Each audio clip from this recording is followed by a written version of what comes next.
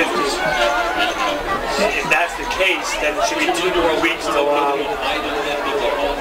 fully walking in the boot. Oh, that's nice. Still the boot on, at least fully walking. Yeah, that's good. So that'll be right to start the season. I was going to say, it's about time, yeah. The big thing is right now I can't drive. Oh. So everyone's driving me around. So I'm going to start taking the boot off the drive. That would be nice. Well, therapy's going well so far. So good. Good. Good luck. I'm sorry. Fun. Yep. All right. See you soon.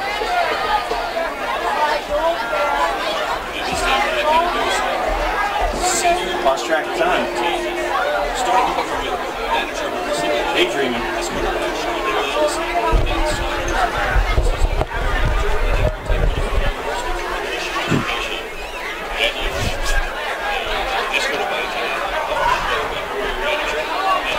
Okay, Jim, sorry, I lost track of time there. We are 60 seconds, 60.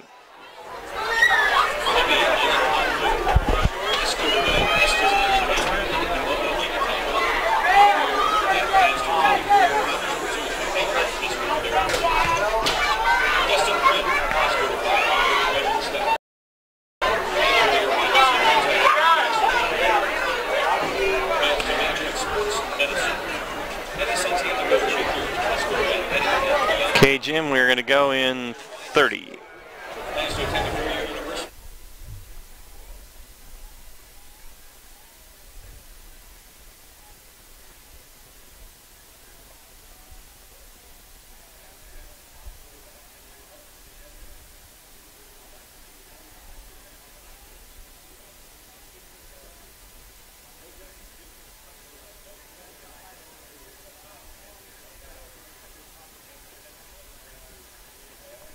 Your home for local sports is Sports Radio 1350 WOYK. Welcome to Sports Radio 1350's High School Football Game of the Week, presented by WellSpan Sports Medicine, the official healthcare and sports medicine provider of the York Revolution. Henry has it, turns the corner, he's inside the 5, he's at the goal line, he's into the end zone, and for 7-yard touchdown run would not be denied. High school football plays here on Sports Radio 1350 WOYK.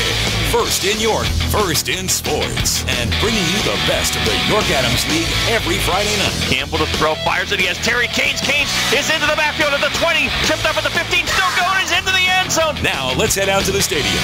With a call of tonight's game, here's Ron Ruman. Good evening and welcome to Week 9 of Adams League High School Football for 2017. And it is another perfect night, as we've said often. This is why they play high school football on Friday nights in the fall, for nights like this. A beautiful, clear, crisp night. The sun is setting in the west here, and there's temperatures in the low 60s. And it is a perfect night for high school football. We are live at Central as the Panthers host the Wildcats of and Central. Gareth coming in 6-2, also 5-0 in the league off that big come from behind last-minute win on the road last week at Red Lion. Big emotional win for Central York. And coming into this game, both these teams faced adversity early in the year, had their losses early in the year, out-of-conference losses, with the exception of Dallastown. They're 4-1 in the conference, just had a recent loss to York High, and Central York undefeated in the division. So, of course, Week 9, Dallastown at Central York, nothing but postseason implications. You bet. It's really, you know, if they win out, they probably will be in the district playoffs. I mean, no guarantees, but whichever of these teams, if either of them does win the last two, they got a good shot. 1-1 for either of them, it's going to be iffy. So this is, as you said, postseason implications. That division title's still out there. Central's now in the driver's seat. They're 5-0. They're the only unbeaten team in Division I in league play. So if they win tonight and then against York High next week, they take the crown. And, you know, this is senior night here on the and this is a high school football game of the week, by the way, presented by WellSpan Sports Medicine. Senior night here at Central, and you and I were looking at the posters, and we walked by a lot of seniors on this Panther team tonight. Some cool marketing material for these seniors all around the state. That's neat to see. Yeah. But also to stir up the saga even more. So tonight, York High plays New Oxford. Should be a shoe-in win. Mm-hmm. Next week, it's Red Lion and Dallastown and Central York and York High. Yeah. So The plot thickens It even does. to week 10. It sure does. So we think we'll have a good one here for you tonight. It's the Flying Feet pregame show. The seniors are being introduced, the band, the cheerleaders, and the football team. We are going to take a break, and when we come back, Gareth talks with the head coaches on our Game Time PA coaches interviews. This is the high school football game of the week presented by WellSpan Sports Medicine on Sports Radio 1350 WOYK and Game Time PA. We were with you when you were struggling with the challenges of being a young athlete, before the challenges of keeping fit while working 9 to 5, and long before Pilates and Zumba were even a thing. Flying Feet.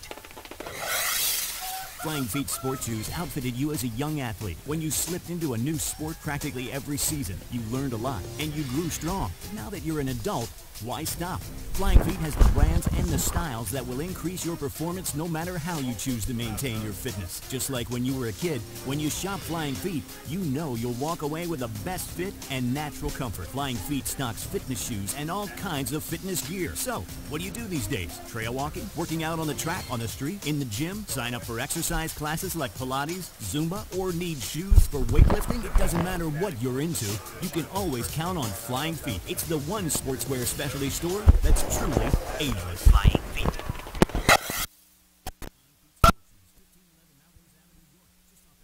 Of I-83. GameTimePA.com is your home for local high school sports. Log on for all the scores, stats, photos, and more, plus live stream coverage of the area's can't-miss matchups all season long. Stay in the game no matter where you are with the free GameTime PA app. Download it directly to your iPhone or Android and get all the Game Time features you love when you're on the go. Available at the iPhone App Store, Android Market, and, of course, GameTimePA.com. Mornings at 9. Dan Patrick on Sports Radio 1350 WOYK. Welcome back to our Flying Feet pregame show. Week 9 contest, Dallastown visits Central York. Our coaches' interviews are brought to you by Game Time PA. Joining us is head coach for Central, Coach Josh Oswalt. Coach, you had an emotional come-from-behind win against Red Lion last week to maintain your unblemished division record.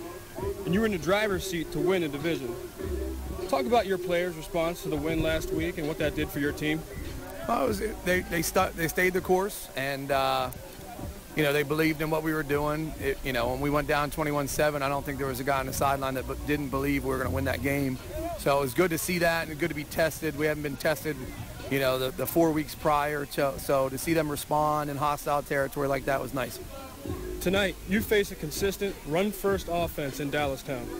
What can we expect defensively from your Panthers? We got to tackle number 9. We got to make sure that number 9 does not beat us tonight. He's having a great season. He's fun to watch on film just as long ago. We know that's the guy they want to go to, so we want to make sure that we're shutting him down and making them choose another route to try to beat us. Head coach of Central York, Josh Oswalt, joining us in our Game Time PA coaches interviews. Offensively, you average 210 yards a game rushing, 165 passing. What can we expect when you have the ball on offense tonight, and what matchups pique your interest? We're just going to be a systematic attack. The run game, if the run game's working, we're going to go with the run game. If the pass game's working, we're going to continue to stick with the pass game. It's whatever the hand is hot this week, and we have threats in both the run game and the pass game. It's senior night. I saw a lot of banners donning senior players around the stadium. What was your message to the players this week in preparation for this Week 9 matchup? Stay focused. I mean, we had a big win last week, and the last thing we want to have to do is let this one slip away by losing focus. It is senior night. We still have an opportunity to have another home game this season. We win this week and take care of business next week. We should have a home game week 11, and I told the seniors what better way to go out than to have additional home games in your senior season. I appreciate your time, and good luck tonight, Coach. Thank you. Coach's interview is brought to you by Game Time PA. Stay tuned for more of our pregame coverage after this. Sports injury? Walk into WellSpan Urgent Orthopedics for immediate care. No appointment is ever needed. Our orthopedic and sports medicine specialists are here to treat you. Visit wellspan.org/urgent orthopedics today for hours at our York and Hanover locations. GameTimePA.com is your home for local high school sports. Log on for all the scores, stats, photos, and more, plus live stream coverage of the area's can't-miss matchups all season long. Stay in the game no matter where you are with the free GameTime PA app. Download it directly to your iPhone or Android and get all the Game Time features you love when you're on the go. Available at the iPhone App Store, Android Market, and, of course, GameTimePA.com. Have you got one of those once-in-a-while projects to take care of? You know, the kind of project that requires the kinds of tools you just don't have stashed in your garage? Well, for those once-in-a-while projects, or equipment for a once-in-a-lifetime event, save money. Rent it at Shrewsbury True Value Rental. Keep that backyard looking great. Rent a stump grinder or chipper. Have you noticed that no matter how hard you try to keep them clean, those floors always seem to need work? Rent a floor sander or polisher to restore them back to new. Moving to a new home or just redecorating your current place? Either way, renting a wallpaper steamer or paint sprayer will make the job a whole lot easier. Planning an event? Did you know that party games, tents, tables, and chairs, even chafing dishes are very rentable? True Value can help you throw the best party on the block. True Value Rental, Route 851 East at True Value Plus in Shrewsbury. Buy what you want, rent what you need. Your teams all the time. York's only place for local sports. Sports Radio 1350 WOYK. Welcome back to our Week 9 contest. Dallastown visiting Central York. Coach interview is brought to you by Game Time PA. And with us is head coach Kevin Myers of Dallastown. Coach, you come into this game, 4-1 division record, 6-2 overall. What happened in those two losses that you need to avoid tonight to be successful? Execution, didn't tackle well. First game against Hempfield, 3 or 4 big plays where we actually had the guy hit in the backfield and didn't wrap up, didn't tackle well. Against York High, same thing. They ton of speed, react very well to it at the beginning. And I think both those games, the other side of it is we sort of played every play the game hinged on instead of just being calm, cool, and collected and realizing the game's made up about 130, 140 plays, and each play builds on itself, but one play doesn't make or break the game. Defensively, you faced a balanced Central York offense. Yes. What do you intend to do tonight to be successful on defense? We just got to make our reads, not get too anxious, and tackle well. And they do a lot of nice things. They're able to run and throw, but they have their tendencies like everybody else, and we just got to execute. You're a run-first team this year, and with the size of your offensive line, who can blame? Do you expect to see out of your offense tonight to be successful? I hope we'll be able to throw the ball and catch it when we have to, and just keep executing the way we've been and aim to get the ball in the end zone as much as we can. It's Week 9, and you're no stranger to meaningful games with playoff implications. What's been the message this week to your players to get them prepared for this big Week 9 matchup? Focus, execution, one play at a time. Don't let the game take you over. Play each play, trust your teammates. Just play within ourselves, and when the opportunity arises, be great. He is head coach of Dallastown, Coach Kevin Myers. Appreciate your time, and best of luck tonight, Coach. Thanks a lot. Good luck to you as well up in the booth. Coach's interview is brought to you by Game Time PA. Stay tuned for more of our pregame coverage following this break. Hunters Hill Orthodontics is a longtime staple in the orthodontic care community. With offices in York and Dillsburg, your appointment, or at 1399 South Queen Street, 885-5468. Or in Dillsburg, call 502-1186. We've got your smile at Hunters Hill Orthodontics. If you're buying new flooring, besides clicking around the internet, you need to see Wecker's Flooring Center. You'll be excited by Wecker's new design center for luxury vinyl tile. Wecker's expanded hardwood and laminate departments will impress you. And Wecker's variety of carpeting, warehouse truckload buys on remnants and rolls is unmatched. But the reason to choose Wecker's is trust. From the buying experience to the installation. That's why they're voted best 11 years running. Wecker's Flooring Center, Route 30, Hellam Exit. Is your car due for oil change? Hurry in to CJ's Tire and Automotive in York on East Market Street behind Arby's. That's where you can get a Valvoline full-service conventional oil change for half price. That's just $16.99 for a Valvoline oil change, but only at CJ's Tire and Automotive, East Market Street in York. There's only one place for local high school sports. Sports Radio 1350. And welcome back to Central York High School. Ron Room and Garrett Hissong with you on the high school football game of the week presented by Wellspan Sports Medicine. Flying Feet pregame show as we get ready for a big one in Division I, Central and Dallastown. Time now for our Hunter's Hill Ortho look around the league, see what else is going on. And in Division I, as Gareth mentioned, a lot on the line here tonight. If Central wins, they will go into Week 10 in the driver's seat, the only undefeated team in the division. They'll be at York High, their big rival, next week. So if Central wins out, they win the league. Dallastown needs a win tonight to stay in the running for the division because they have one division loss. So if they lose tonight, they have two and Central has none. Also with one division loss are York High and Red Lion. York High tonight 7-1, 4-1 on the road at New Oxford. The Colonials, no wins yet this year. Expect that to continue tonight. York High, too much to play for to look past this game and lose. Northeastern started very promising at 3-0, but since then they've been just 1-4 in the league and 4-4 at Southwestern. Disappointing season for the Mustangs. We saw them against York High last week. They're 2-6 and 1-4. They look like better than a 2-6 team. They're at home in the Corral tonight. We saw Northeastern twice this year. First game they looked terrible. Second game they looked great. Southwestern, we saw them last week. Had some drives where they consistently moved the ball. They also had 5 turnovers. So interesting to see what team shows up for both of those teams tonight. And the other D1 game tonight, Spring Grove, tough year for the Rockets, 1-7, 1-4 at Red Lion Hornfield. The Lions are going to have smoke coming out of their ears tonight. They had.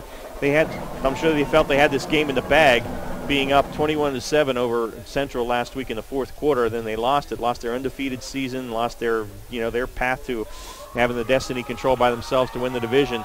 So.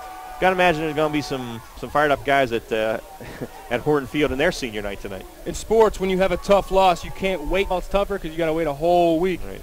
So Spring Grove having a tough year, and they also have a tough slate tonight this week against an upset Red Lion team ready to take out their frustrations. All right, so that's Division I. D2, West York.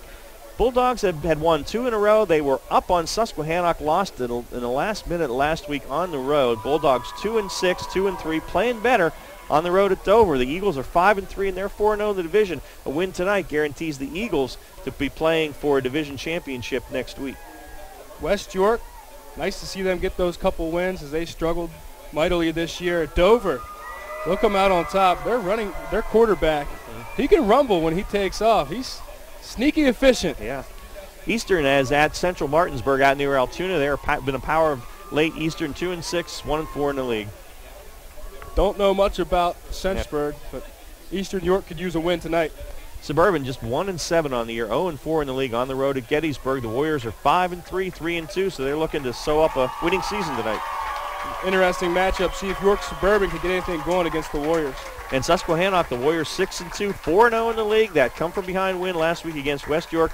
On the road at Kennerdale, we were down at Kennerdale. The fans will fill that place. And the Rams are 4-4 and 2-3. So a win tonight guarantees them of at least a non-losing season. They're going to be fired up, I think. Palpable enthusiasm in Fawn Grove. Kennerdale was fun to visit, but I expect Susquehannock Warriors are better this year.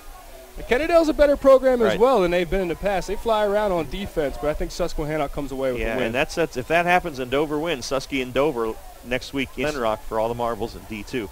D3, Bermudian 6-2, 4-1 at Littlestown, 7-1. That's a big one.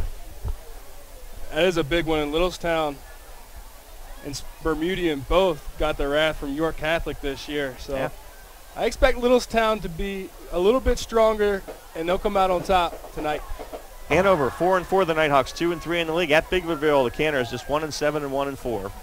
For Hanover to get another win tonight against Biglerville. York Tech on the road. They are winless at 0-8 at the Squires of DeLone Catholic, 6-2 and 3-2. DeLone got a tough blow last week with York Catholic's win over Bermudian. The Irish leapt into the number 1 spot in the D3 AA district standings, and DeLone dropped to 3. They need a loss either by the Irish or Newport to get into those district playoffs. The Squires going to need a little bit of help to get into the postseason. They did take care of business and do what they need to do tonight against York Tech. And Fairfield at the Irish of York Catholic. The Knights 4-4, 2-3. They're better, but the Irish are on a roll at 6-2 and now 4-1 in the league. The Irish will take care of business tonight at home. That's our Hunter's Hill Ortho look around the league as we get ready for D-Town and Central on the high school football game of the week presented by Wellspan Sports Medicine. The starting lineups from Trish Hauser are next. Hey, it's the good-looking genius at Broadway Transmission. You know what really grinds my gears? Perfectly good cars being thrown away just because the transmission went bad. My mind slips into overdrive when someone says, I'll just get a new car before I spend that kind of money on a transmission. What? According to Kelley Blue Book, the average price of a new car is $32 grand. Now you're going to finance that, right? There's another $6 to $8 grand. And if you drive it off the showroom floor, it loses 20% of its value immediately. Don't forget, you also have to pay sales tax, higher insurance rates, title and registration fees, and come up to $600, $700, $800 a month depending on your interest rates. For 5 years, and remember, you will still have to pay for the upkeep of the car, brakes, tires, fluids, etc. Stop! Trade your transmission, not your car. Thanks, good-looking genius. You're welcome, ma'am. Broadway Transmission. We'll get your shift together and save you all that dough. Visit us on the web at BroadwayTrans.com or stop in and see how it's done. Today it seems everybody is offering a ton of car insurance, but at what price? Reduced protection, impersonal service. At State Farm, you can earn discounts and still get full service and dependable protection from the world's largest car insurer. See me, Trish Hauser, 1865 Susquehanna Trail North, York, for the State Farm multiple line discount. With State Farm, you get an agent you can depend on and an insurance company you can trust. For the details on State Farm's multiple line discount, see me, Trish Hauser. Your county, your teams. Sports Radio 1350 WOYK. First in York, first in sports. Welcome back to Central York. Time now for our State Farm, Trish Hauser. State Farm Agent Insurance starting lineups tonight. Visiting Dallastown Wildcats on offense at quarterback, senior 6 foot, 165 pounds, Brett Smith. At running back, Nizaire Smith. Fullback, Noah Strine. At wide receiver, Josh Sebastian. Nathan Downey. At tight end, Ben Ward. Offensive tackles, Lucas Skelly, Aaron Grazer. At guard is Jonah Miller and Quentin Slider. At center, Raymond Christos. On defense for the Wildcats, at then, Steve Werner and Aaron Grazer. At tackle, Lucas Skelly and Quentin Slider. Linebacking core, Nathan Downey, William Anderson, Ben Ward, Mason Figdor. At defensive backfield, Yazir Dixon, Max Tyrell, and Josh Sebastian. On offense for the Central York Panthers, at quarterback, junior, 6'2", 108-pound, Cade Pravula. Running back, Will Van Dyke. At fullback, Hunter Werner. Wide receivers, Tim Sturgis, Gavin Downey. You'll also hear from Mark Santos. At tight end, Justin Krentz. Offensive tackles, Austin Engelfritz, Devin Gaffney. Your guards for the Panthers, Cody Southing, Sperry Cortland, Max Wortman at center. On defense for the Panthers, defensive ends, Reed Hirschner, Ian McNaughton. At tackle is Devin Gaffney, Ben Barkowski. A linebacker, Quinn Baca, DeAndre English, Colin Vaught, Joey Sowers. Defensive backfield for the Panthers, Darnell Johnson, Roderick Early, and Obima Enatanu.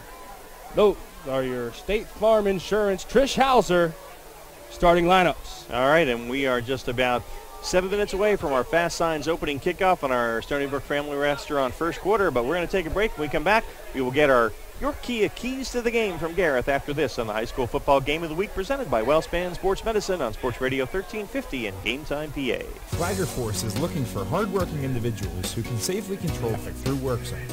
Start your career at Flagger Force earning $11.50 an hour and earn up to $400 in bonuses in just your first few months. No experience necessary. Flagger Force offers weekly pay, benefits, training, and advancement potential. Flagger Force is an equal opportunity employer, and the valid driver's license is required. Apply online now at flaggerforce.com. That's www.flaggerforce.com.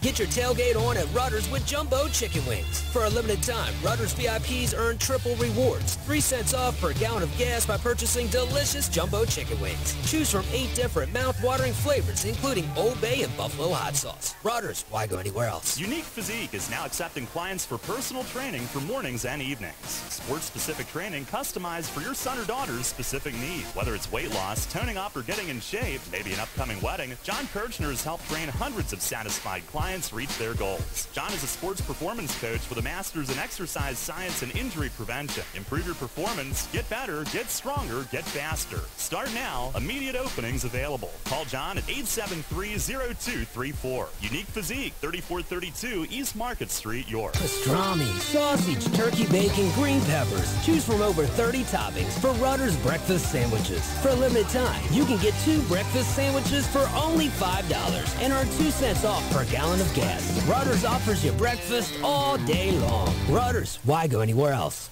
Live local sports is on Sports Radio 1350 WOIK. Welcome back to Central York High School. Ron, Room, and Gareth is on with you on the Flying Feet pregame show. High school football game of the week presented by WellSpan Sports Medicine. Panthers and the Wildcats had a big one in D1. Panthers at 5-0 in the league after the win over Red Lion last week, the only unbeaten in D1. Both teams 6-2 overall, and the Wildcats 4-1 in the league. York High and Red Lion both playing lower division teams tonight, New Oxford and Spring Grove. So if they win, and next week we could potentially have 4 teams at 5-1 in the league, as Central Line and Dallastown do. Conversely, if Central wins tonight, then they're in the catbird seat when they go to York High next week. And if they win it, they win the division. But you know York High will be ready for that regardless. So are your keys to the game for tonight? We heard from both coaches. Gareth, what's your key for Dallastown? You felt Kevin Meyer still coaching real hard here in Week 9 with his guys. You could sense some urgency with him and how he was still coaching his guys, almost like it was still early in the season, trying to get every T crossed, every I dotted. And what it's going to take for them to be successful tonight, the key is going to be fundamentals. And take care of those crossing your T's and dotting your I's. Stick to the fundamentals. He's a great coach, and he kept talking about fundamentals, talked about tackling, finishing drives, those little things that go a long way into having a successful season. So tonight they're going to have to do that because they're facing a balanced offensive attack in the Panthers. So defensively they have to be ready for everything.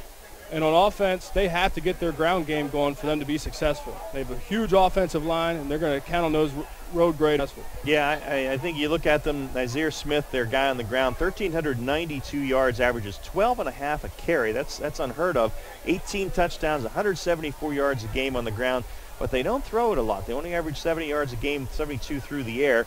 So, you know, they're more of a one-dimensional team. And as you mentioned, you know, Central, they're going to have to watch when they've got a lot of big play guys on the Panthers side of the ball. A lot of guys can make a play there. So I really agree with you. I think it's a game where Dallastown has to be honed in on the fundamentals tonight. So your keys to the game for the Central Panthers.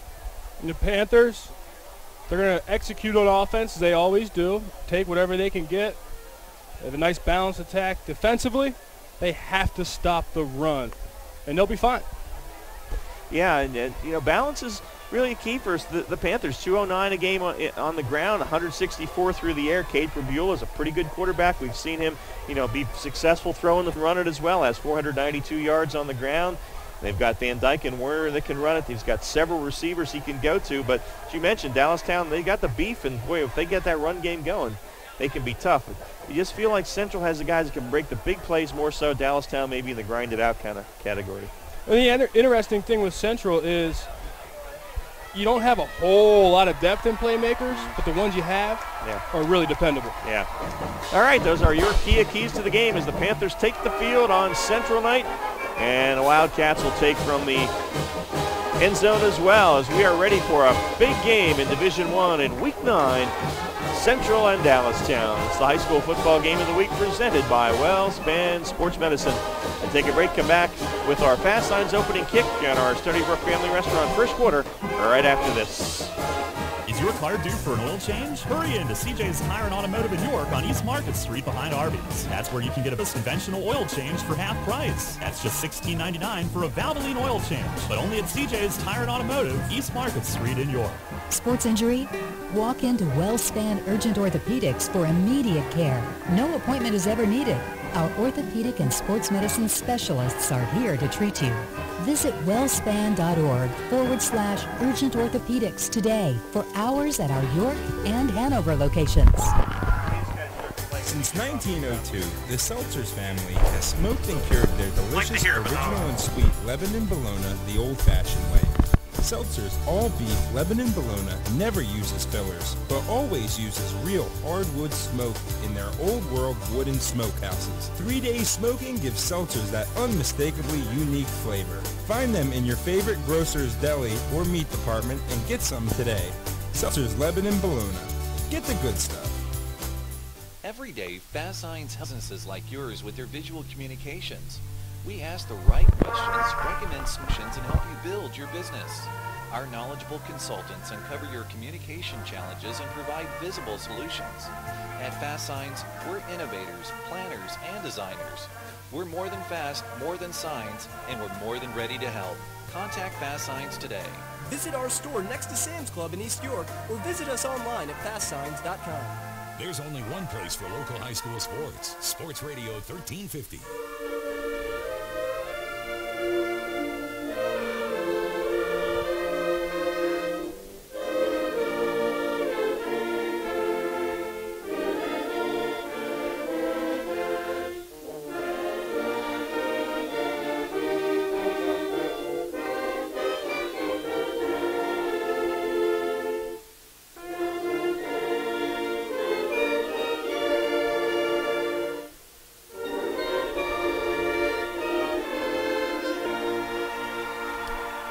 And the Central Panther Marching Band, one of the many fine music programs here in York County, with our national anthem as we are just about ready to roll. And I believe the Junior ROTC presenting the colors tonight. So it's a great night for high school football. 58 degrees, clear skies. Halloween is in the air. It's a scary mask you have on, Gareth. What is that? Oh, it's not a mask. I'm this sorry. Is every week now. No, it's only on Halloween I say that.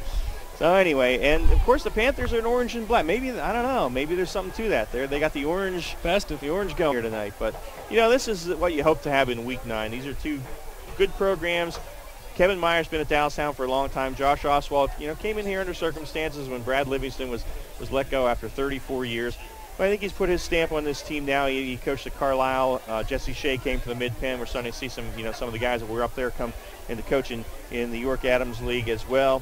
And, these are two programs that I think are consistently competitive and near the top of Division I. They look to get into the districts every year. And the path has gotten tougher for them since they went to the 6 classifications, the PIAA, because Central, Dallastown, and Red Lion are the only 3 6A teams in the York Adams League, and Dallastown's going to get the opening kickoff. So these are teams that really have to fight to get into those district playoffs. So a lot on the line tonight because the loser of this game is not guaranteed a spot in the districts. They'll probably have to win next week. And that's what's so great about these matchups late in the year. It's so fun to come out here Friday nights and see these teams battle year in and year out. Dallastown and Central York are always fighting to take advantage and be the top of this league.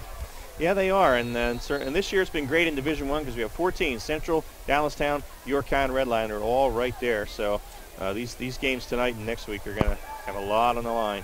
So Central in the home uniforms, black with the orange trim and the orange helmets. Dallastown, the white shirts, the gray pants and trim and the gray helmets. And Dallastown will receive and go right to left here in the first quarter. And looks like we've got Josh Sebastian, I think, and Justin Atwood deep. And the boot will come from Nick Basile for Central. Our Fast Signs opening kick. Glad you're with us on a beautiful night for high school football. We could see some big things out of the kicker Basile tonight. He's made 36-yard field goal, a 33-yard field goal this year. Yeah, this game could come down to that, and having a guy like that, that's big, just inside 40 yards. So really, anytime you get to about the 20-yard line, you're in position to have a shot at a score. And ask Central how important special teams are after they took the lead after a botched snap last week on the punt. All right, we are ready for the kick here. Basile has it teed up. Crowd is fired up and ready to go on senior night. Basile approaches it and hits it. High end-over-end kick is coming down to Atwood at the 1. Comes up the near hash now and has a seam, is out across the 30, and Justin Atwood out to about the 34-yard line. And special teams hit made out there for Central by, I believe that was Miney Yusuf on the stop. So 1st and 10 at the 34-yard line for Dallastown. Like I said, a run-first offense for Dallastown, but the way Kevin Myers likes to do it, he likes to mix up his tendencies. And don't be surprised if we see some passes on this opening possession for the Wildcats. 3 wide receivers in. First 2 up top, 1 near side. Out of the gun, they put a man in motion, and they flip it to him. It's Max Tyrell, breaks the tackle in the backfield. Tyrell across the 40, down the near side. Oh, tripped up just across the 50-yard line, and the tackle made out there for Central that time by Dallastown Richardson, but a good run by Max Tyrell to the 47, and that is a 19-yard gain for Max Tyrell. 1st and 10 on the jet sweep. You can see the explosion in him. Got another gear. First down now, big run, and here's a quick pass by Smith. Oh, and he threw it between his receivers, Downey and Sebastian, both there. They both thought it was going to the other guy, so it is incomplete on 1st and 10. They were both open, but he threw it in between them in 2nd and 10. Tried to throw it to the double slants to the left side, balls on the left hash, so it was into the boundary, and both receivers stopped. Miscommunication. 2nd and 10 at the 47 of Central, 2 wides each way. And Smith to throw again. Fires it, and it's batted down. The ball's in the air and almost picked off. A good defensive play that time for Central. And trying to pick up the number of the guy who got his hand on it there. And I think it was, still can't pick the number. Turn this way. That's Quinn Baca, the linebacker, number 42, 5'8" senior, one of the many seniors here. Batted that one down, almost picked it off. It's 3rd and 10.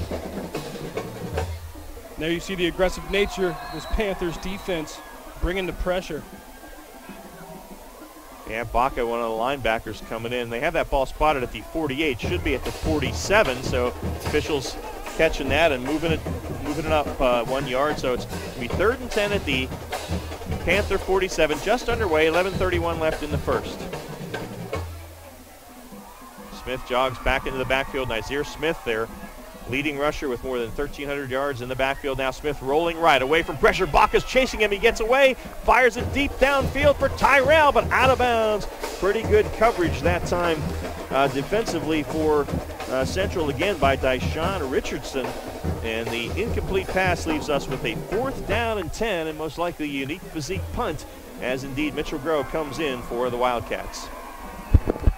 Panthers defense opt out of bringing pressure. They drop into a 3-zone defense. Great job not allowing the receiver to run past the top of the defense. Forces a punt. Grove, a good snap, gets it away. Nice high spiraling kick, taken at the 17. And breaking 1 tackle out across the 20, and then he is nailed. Returning that one for the Panthers was Mason Myers. And the hit by Taj Wade. Good stick on the special teams for the Wildcats of Dallastown there. So Central will start 1st and 10, its first possession at its own 22-yard line. 11:15 left in the first and no score. Panthers come out. We talked about a balanced offensive attack for Central York. And it's led by the junior, 6'2", 180-pound quarterback, Cade Prabhu. He will go out of the gun. 2 wides up top, 1 to the near side. Panthers go left to right here in the first quarter.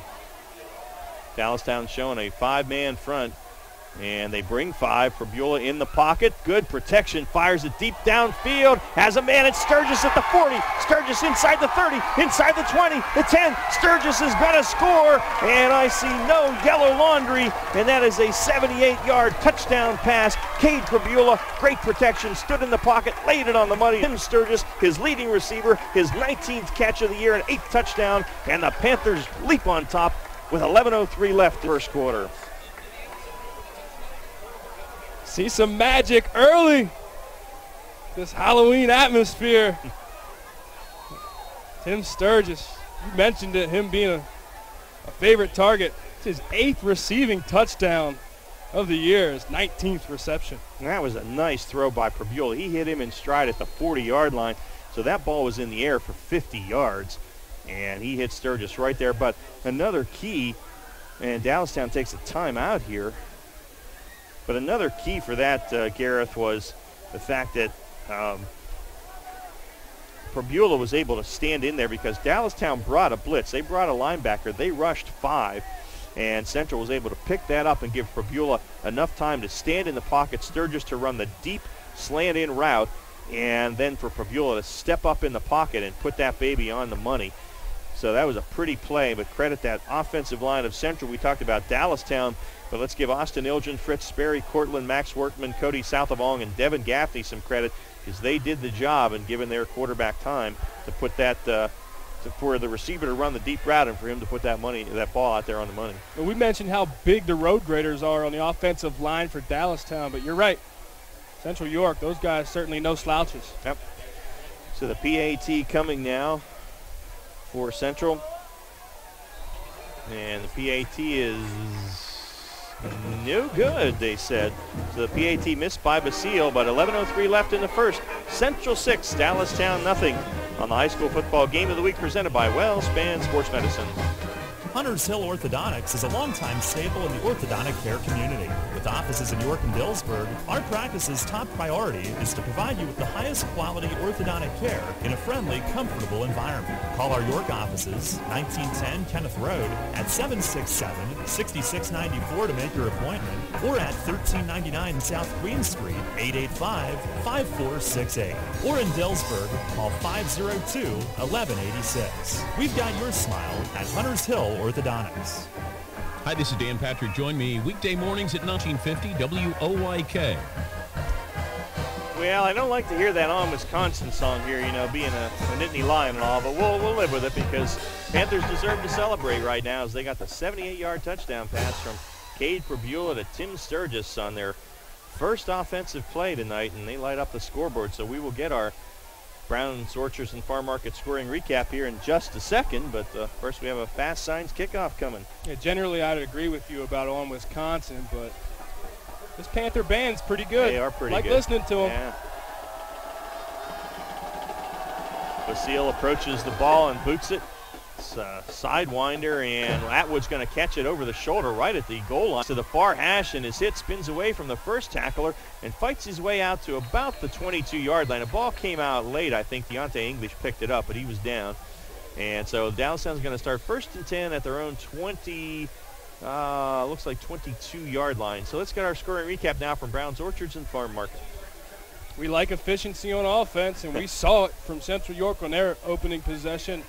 One play, 12 seconds, 78 yards. It was a 78-yard touchdown strike. Cade Provula throws his 12th touchdown of the year.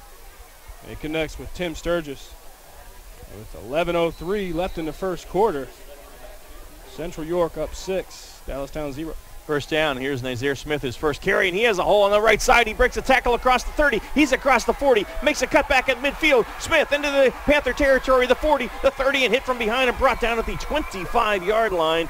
As finally Joey Sowers able to catch up with him, but a little crack on the right side. Smith with the speed cuts it back, goes to the 25, and that is going to be 53 yards for Nazir Smith and a first down for the Dallastown Wildcats. Smith is a fun guy to watch.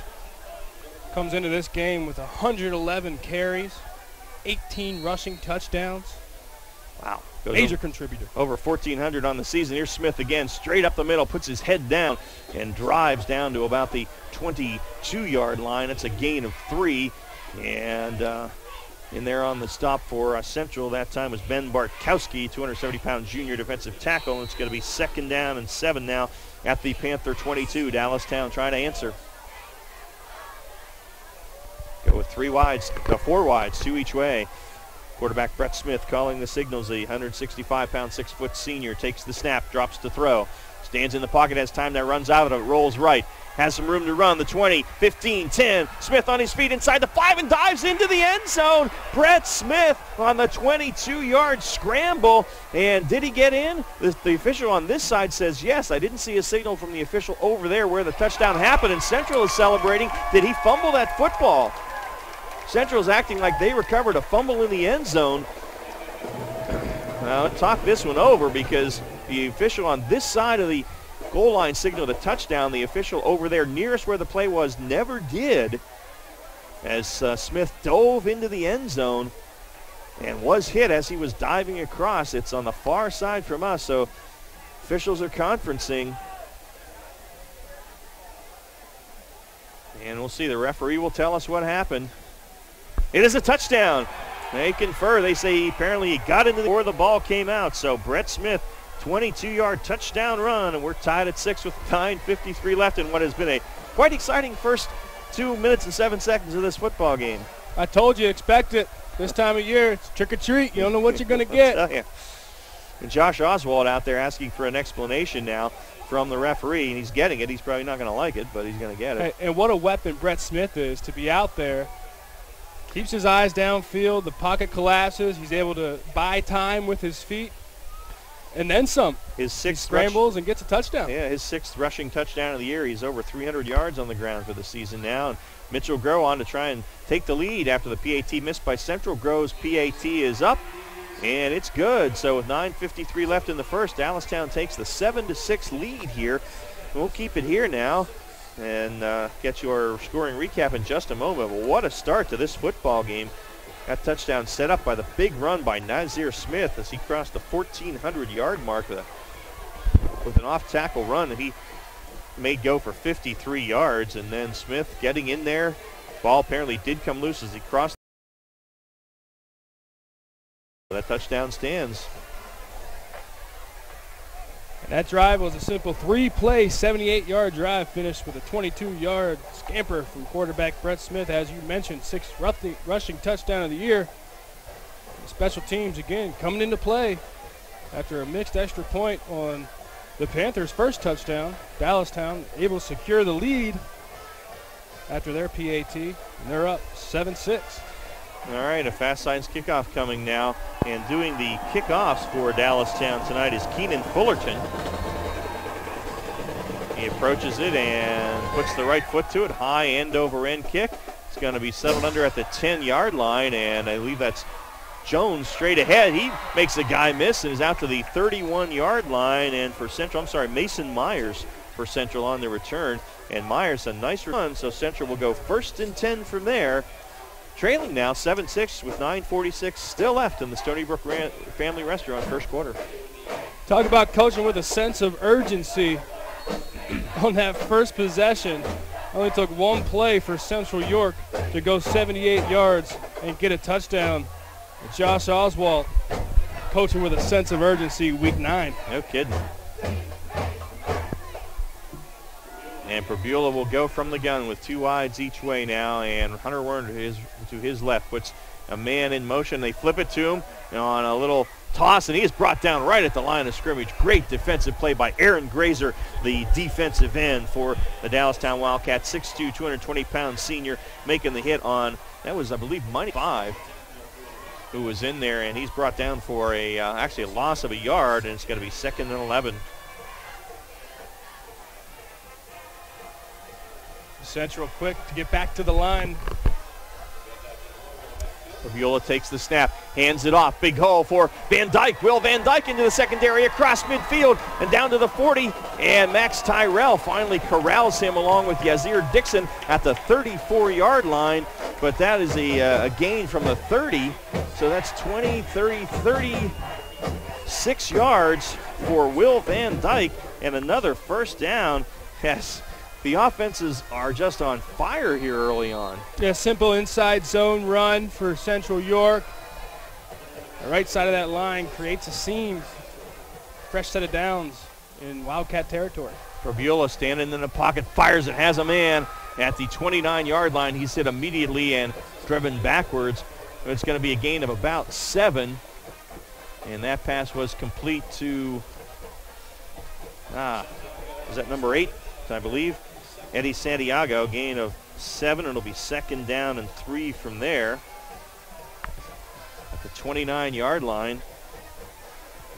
Nathan Downey on the hit for Dallastown. Provula on the handoff, and this is Van Dyke. Oh, he is met by a wall of white shirts and driven backwards. He may have lost a yard, and the first guy in there was Lucas Skelly, 6'1", 260-pound junior defensive tackle who stood Van Dyke up at the line of scrimmage. No gain. It's going to be 3rd and 3. And what a treat to see these two teams go at each other.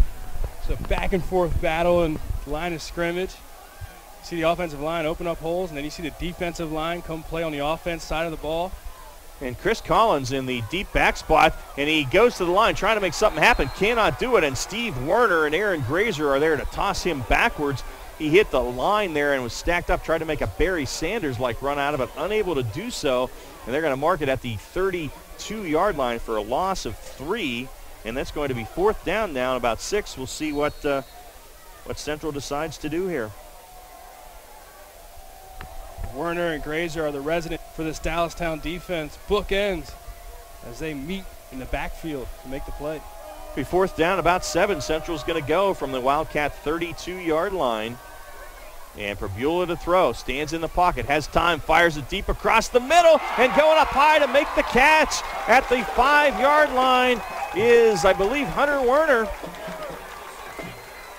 It is out of the backfield, and a nice throw by Prabula. Werner climbed the ladder, made the reception at the 5-yard line. It's a gain of 27 and a 1st and goal. Central York Panthers as they are inside the Weckers Carpet red zone. A great touch Prabula had on that throw. Prabula now in the gun. Werner to his right. Collins behind him. 1st and goal at the 5. Central looking to retake the lead here. They trail by a point. And Collins up the middle. Not much there. He is stacked up right at the line of scrimmage. Grazer again, the first guy in there. And it's going to be no gain. It's going to be 2nd down and goal from the 5.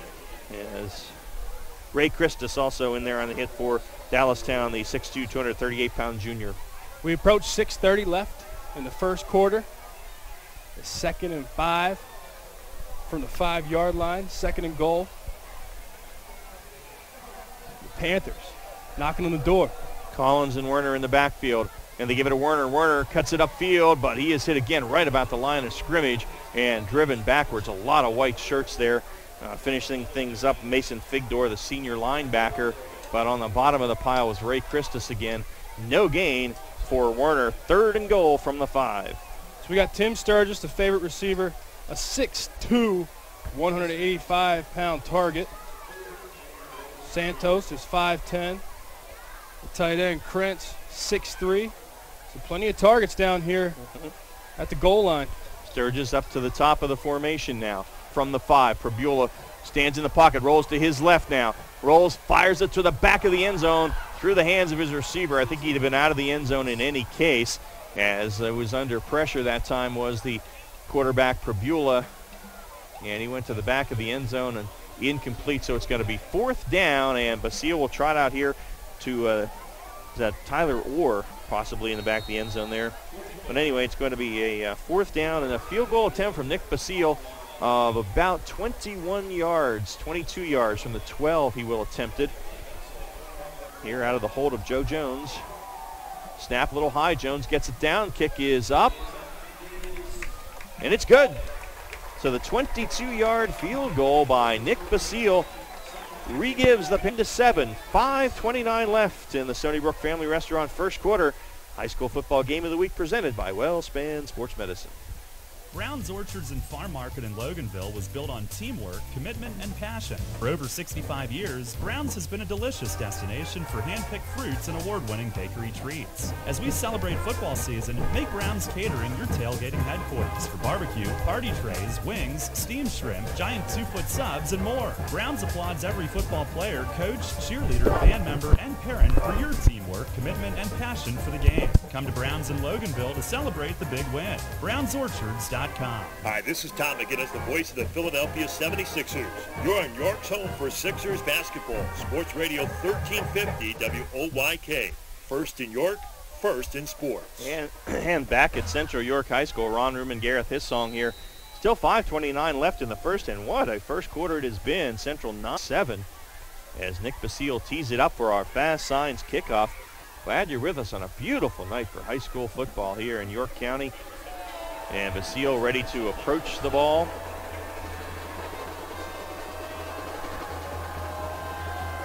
Boots it. Sidewinder again, fielded by Atwood at the 2. Atwood straight up the middle. And, oh, he is submarine. A flag flies as Atwood was nailed just outside the 15-yard line. And that was Roderick Farley on the hit for Central. See what this penalty flag is at the 32-yard line. would be Dallastown ball on P24 if it stands. We'll get our Browns Orchards and Farm Market scoring recap here in a moment. Excuse me.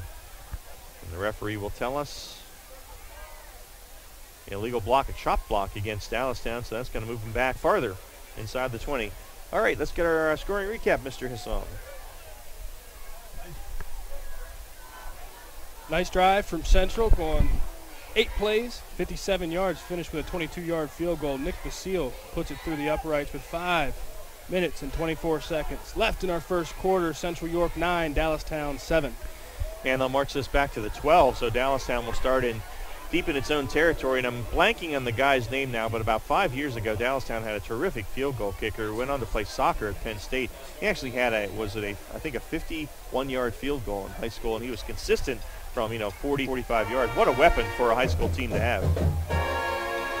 The 1st and 10 for Town on its own 12. Brett Smith under center this time, and the back's in the eye. Give it to the deep back. Smith puts his head down and gets out to about the 15-yard line. Gain of 3. Deontay English on the stop. It's going to be 2nd and 7 from there.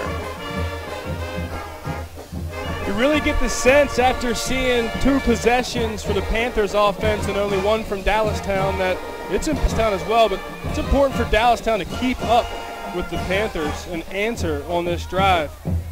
Yeah, no question about that. And mentioned Dallastown with the big guys up front, the great back in Smith and Brett Smith, who can throw it too. Smith will go from the gun this time. 2nd and 7. Flag flies from the backyard. That's probably a delay. Dallastown was in the huddle a long time. And then we'll march it back 5 yards. So that'll make it 2nd down and 12 now. Ball will be back at the 10.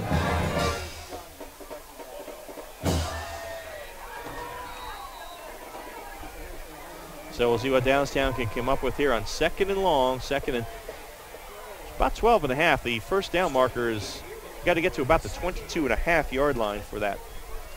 So Smith in the gun, takes the snap. Pitch Smith looking for the corner, gets it at the 15, the 20. Down the sideline he goes and knocked out of bounds finally back there for Central by Dyshawn Richardson. But a good run by Nazir Smith, and where do they mark him out of bounds?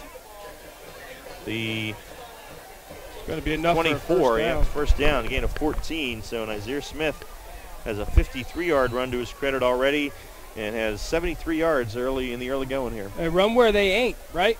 So you got pressure coming up the middle. Dallastown scoots it out right side on the perimeter. A nice run, able to overcome the adversity with the penalties and get first down.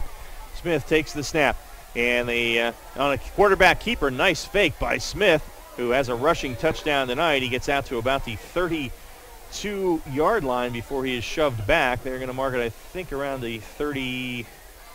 Where are they going to mark here? 32. So it's a gain of 8 for Smith. 2nd down and 2. We talked about how much of a weapon that is.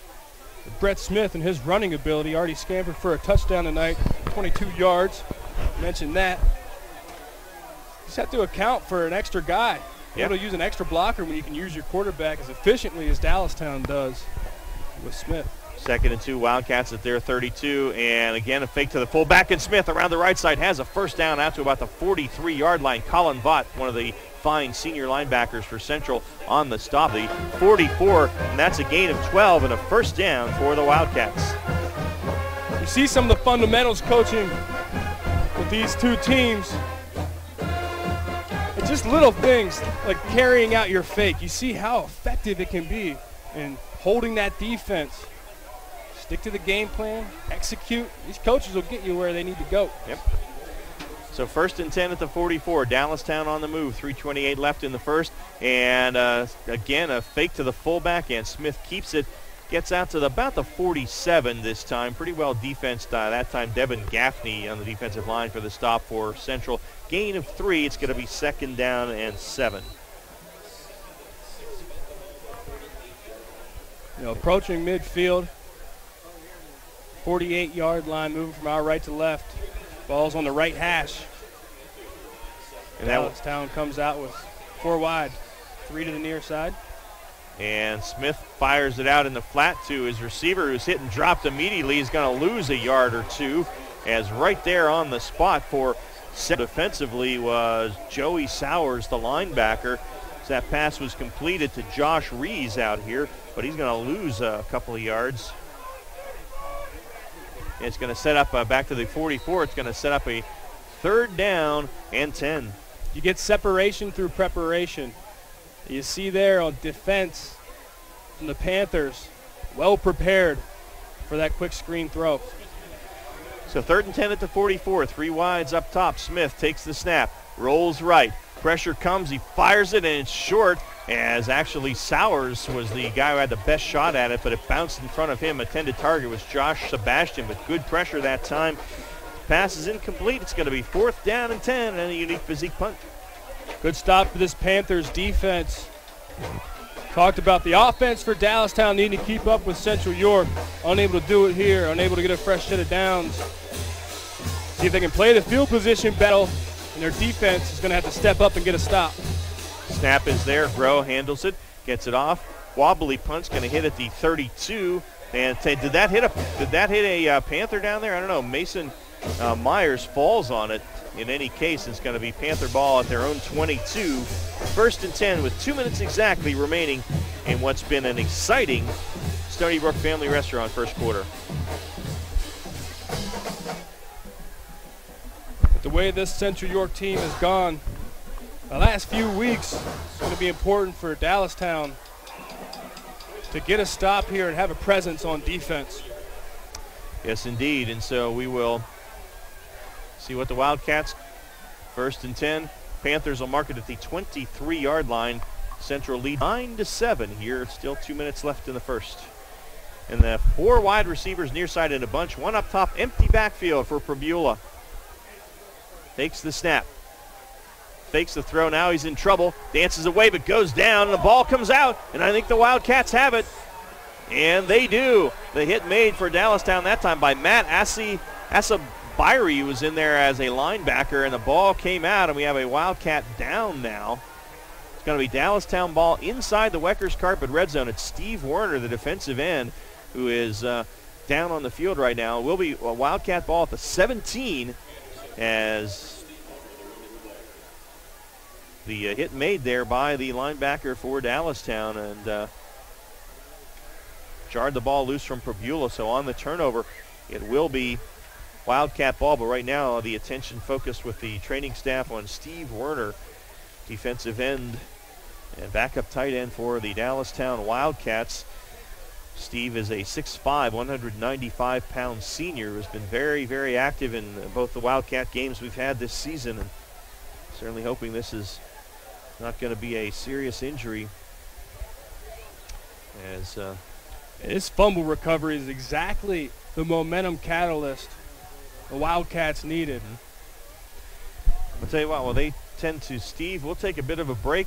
52 left in the Stony Brook Family Restaurant first quarter. Central 9, Dallastown 7 on the high school football game of the week, presented by Wellspan Sports Medicine on Sports Radio 1350 WOYK and Game Time PA. Serving York for over 50 years, Vito's Pizza. Check out their daily lunch specials Monday through Friday, 11 till 2. 2 slices of pizza and a small soda, only $3.99, or a small sub for only $4.25. Monday night, 2 large cheese pizzas for only $15.99. Tuesday, a large stromboli and large pitcher of soda, just $11.99. Wednesday, a large cheese pizza and large pitcher of soda, just $11.49. Vito's open tonight, Monday through Thursday till 1 a.m., Fridays and Saturdays. Dine in at 1734 South Queen Street, York, or get carry-out. Call 843-1143. Is your car due for an oil change? Hurry in to CJ's Tire and Automotive in York on East Market Street behind Arby's. That's where you can get a Valvoline full-service conventional oil change for half price. That's just $16.99 for a Valvoline oil change, but only at CJ's Tire and Automotive, East Market Street in York. Your county, your teams. Sports Radio 1350 WOYK. First in York, first in sports. Back at Central High School, Ron Ruman and Gareth Isong with you, and good news is Steve Werner sitting up on the field right now and now being helped to his feet. And it's a nice round from the fans here and certainly deserved. And we hope this is nothing serious, but I'm sure they'll take every precaution, as they should, with this young man as he starts to walk toward the sideline now. course, so much discussion, Gareth, about this game, and it's a violent game, and so we'll see whether Steve's able to return or not, but it's good to see him up and walking under his own power off the field right now. Certainly a violent game with all the collisions we see. A lot of guys out there trying to run into each other and make plays, but there's also some guys, especially some guys on the perimeter, it's a contact avoidance game. Once they get the ball, they try to avoid contact as much as possible, and that's the kind of stuff that helps Will Van Dyke, running back, Tim Sturgis, receiver for the Panthers, and also the guys on the perimeter like Sebastian, Tyrell, Smith for Dallastown. Tyrell on a little jet sweep on first down, the 15, turns the corner at the 10, is dragged down there for Central by Roderick Farley, and we'll see where Tyrell got to. And we have a hold, though, against Dallastown, and would have been a second down and short around the 10-yard line, and big penalty against the Wildcats here. Gareth, we know what those penalties are. They're drive killers, Ron. We started out pretty clean, but just like that, Dallastown's racked up 3 penalties. It's a spot foul. The flag's at the, so that'll walk it back to the 25, and from there it's going to be first down and 18 for the Wildcats. They added after the fumble recovery. Cage Rabula hit in the pocket and coughed it up at the 17, so now first and 18 at the 25. So this is where first and 18, trying to overcome the adversity of a penalty. You don't need to get it all back in one play. Smith in the gun, 4 wide receivers. Gives it to Nazir Smith, and he is dragged down right at the line of scrimmage. A little bit slow developing play, but good defense that time by Ben Bartkowski, the 6'4", 270-pound junior defensive tackle. He brings Smith down right at the line of scrimmage, and it is second and 18. Dallastown will hover around the line of scrimmage, get the play coming in from the sideline, keep 4 wide receivers, 2 to the top, 2 to the near side. And Smith again working out of that gun, drops to throw. Pressure comes, dances away from it, runs to his right. Still under pressure, comes back to his left now. He's at the 25, the 20, the 15, gets a block inside the 5 and dives into the end zone. Brett Smith, what a play by him. No flags this time, and the Wildcats retake the lead 13-9 with 50 seconds left in the first quarter on a great scramble by Brett Smith. And play with fire, you're going to get burned. The Panthers defense, aggressive, bringing the pressure. They bring 7 guys on defense. Smith able to navigate the pressure and get a touchdown. He sure did. He rolled to his right. The pressure was there, got away from a tackler there, came back to the near side, and I wasn't able to pick up the number. He got a nice downfield block from one of his wide receivers and cleared the final 10 yards for him, and he dove into the end zone, the 22-yard touchdown, 25-yard touchdown run. They go for 2, but it is no good as the runner is stuffed in the backfield. Colin Vaught leading the charge. And Nazir Smith pops up and has something to say, and he was coming over to go after Colin Vaught, but Max Tyrell and a couple of the officials out of there before anything bad happened. Actually, that was Nathan Downey. My apologies to Mr. Smith. So anyway, the PAT is no good, and with 50 seconds left in the quarter, it remains 13-9. Dallastown leading the Central York Panthers. And we'll get our Brown's Orchards and Farm Market scoring recap now for this one. Took 2 plays. Started at the 17-yard line, got a holding penalty, and ended up with a 25-yard touchdown run from quarterback Brett Smith. He had to improvise, and improvise well he did for his 2nd touchdown tonight, 7th rushing touchdown of the year. 50 seconds left in our first quarter. It's Dallastown 13, Central York 9, and it's starting out to be the slugfest that you anticipate when these teams get together. Yeah, I don't know about all the offense now. Central averages 31 a game, and Dallastown averages 38 a game, so maybe we should expect this, but they have good defenses too. It's our Fast Signs kickoff now from Mitchell Groh, and it's high, really high, and settled under about the 7 or 8 yard line by Mason. Breaks a couple tackles out across the 30 and 35 out to about the 37 before he is dropped, and the hit made on special teams again by Matt Asabayer, who the hit that caused the fumble a few plays ago. So a nice return there for Central by Mason Myers, and the Panthers are for 37-yard line. And that nice return was helped out by the Malik Brown losing contain the outside for Dallastown. on first down. The handoff is to Werner, and Werner is spun around and dropped right at the line of scrimmage.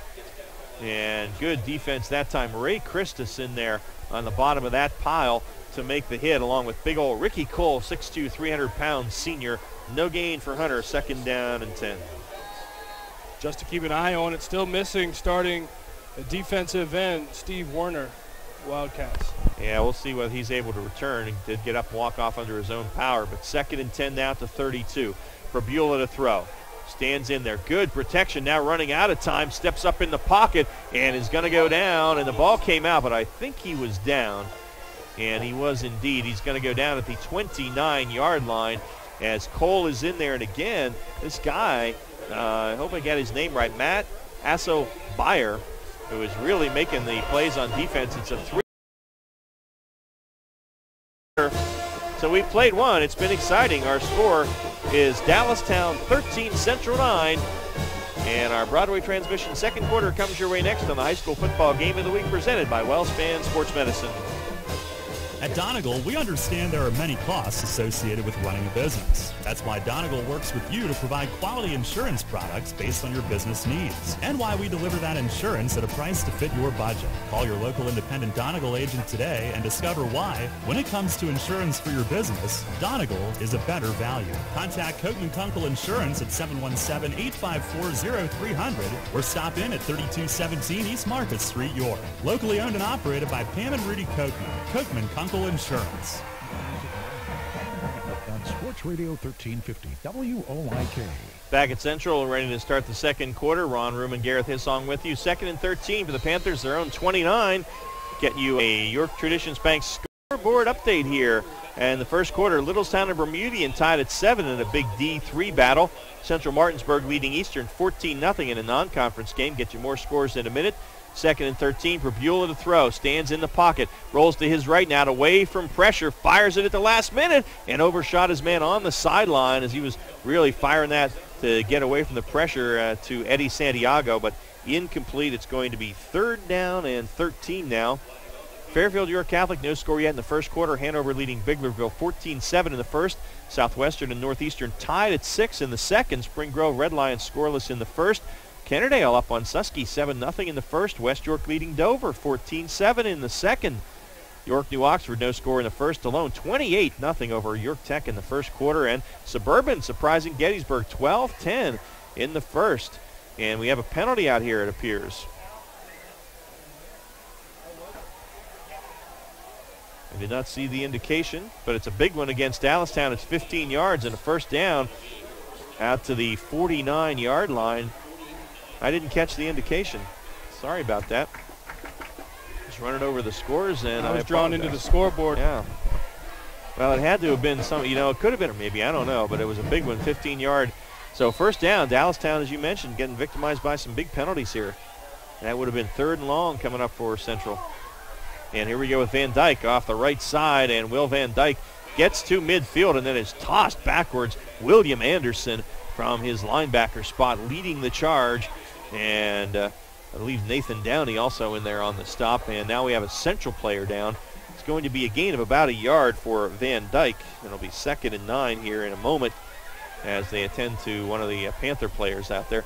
Tell you what, one thing, Gareth, they are hitting out there tonight. Yeah, William Anderson, 6'2", 225-pound senior linebacker. He's a captain.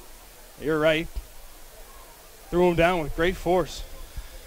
I'm not sure who the player is. We're unable to pick up a number right now. And he is sitting up, so that's good news. We had Steve Werner from Dallastown, who was down for a couple of minutes there and then did walk off under his own power. He's not been back since, and I don't know whether he's going through the concussion protocol. I'm not sure, but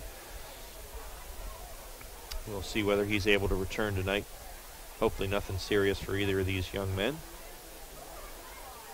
But as we talked about, Gareth, this is a game with a lot on the line, and these guys are playing like it tonight. They are. Everyone's playing like their hair's on fire, flying around the field. Like you mentioned, some big hits tonight. Physical brand of football. That's what you expect out of these programs. Yep.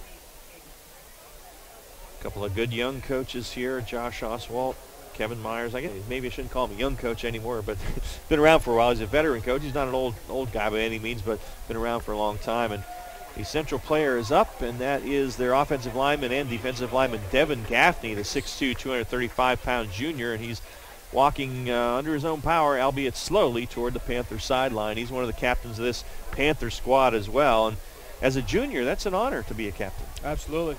Big-time performer. See if he can get back on the field. You mentioned these two coaches, young guys. Josh Oswald, tough position coming in after a legend. Brad Livingston was here. Quite a tenure. Yeah, that is. It's 34 years, and, you know, it wasn't a great scene forced out here. And, you know, you build up a lot of loyalty over that time. They had a lot of success. We're in the district playoffs a lot, but the powers that be felt a change needed to be made, and Josh, of course, had nothing to do with that. He was hired to do a job and came in here from Carlisle. And I think he does have the program in a good spot right now. They're competitive, and obviously right now they're the only undefeated team in league play in D1. Yeah, the program did a good job going out getting Josh Oswald. Is coming from a good program, Carlisle, a good division. So 2nd down and 9, right at midfield for Central now, going right to left, just underway in the Broadway Trans second quarter. The referee with something wants them to wind the clock, and now they do. So 2nd and 9 in midfield. Probula working out of the gun, back on either side of him. He drops to throw. Fires it for Santiago down the near sideline. He has it at 20, inside the 10. Santiago still on his feet, finally forced out of bounds at the 9-yard line. Yazir Dixon was on the defense there, was beaten by a step, and was able to stick with them, and got a little help there from Wyatt Myers to knock him out of bounds. But a nice throw by Probula, and that's a 41-yard gain. 1st and goal at the 9 inside the Weckers Carpet red zone. The injury will really lull you to sleep. They come out and attack right away. Oswald continues to coach with a sense of urgency. 9 shots downfield. 9 catches now, 138 yards on the year for Santiago. Goal at the 9.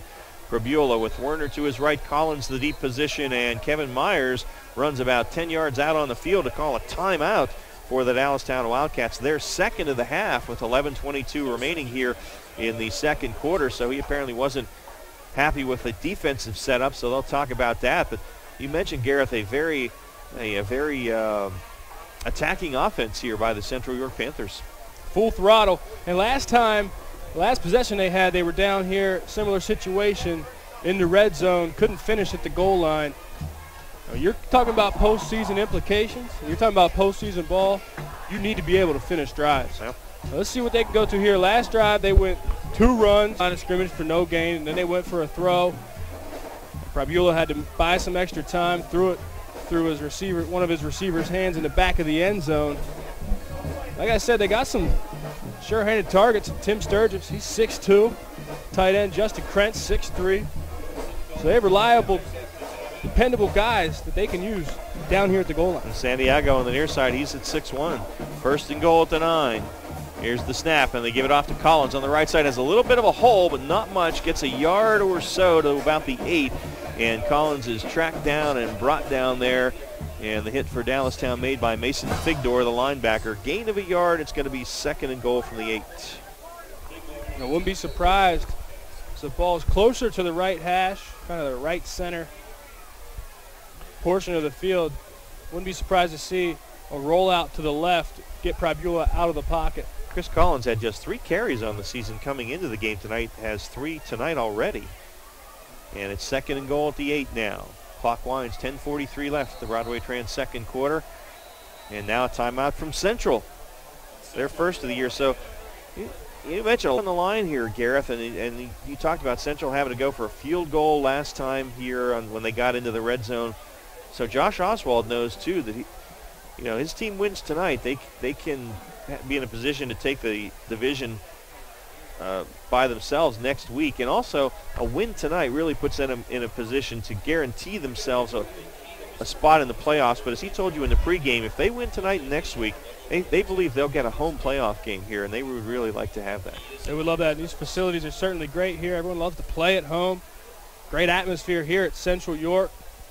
The home crowd always out in attendance, has a great showing. Student section can be a little bit questionable sometimes with how they dress and act, but That's typical for a student. That's typical for a student students. section. Exactly. They're fired up.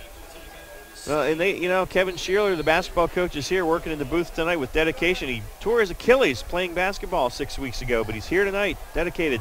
3rd and goal, the 8. Prabula fires in the end zone. Santiago turns around, went up over Dixon, but Dixon there, and the ball unable to be hauled in by Santiago, so it's going to be 3rd and goal from the 8-yard line. Tough call for Prabula. Good defense by Dixon. You'd like to see Prabula have a little bit more touch and give Santiago a little bit more of an opportunity to make a play, but wanted to avoid throwing the interception.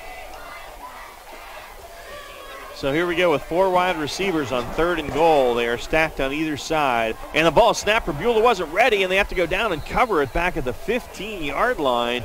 And that was Will Van Dyke as the ball came back, and Prabula was not ready for it. So that's going to move him back to the 5th. It's going to be 4th and goal. And again, out comes the field goal unit with Nick Basile, and this will be a 32-yard field goal attempt to try and get the Panthers within a point.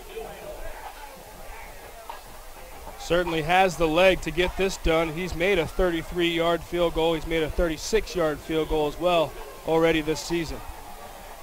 Right in the center of the field now. Basile steps it off, the right-footed kicker.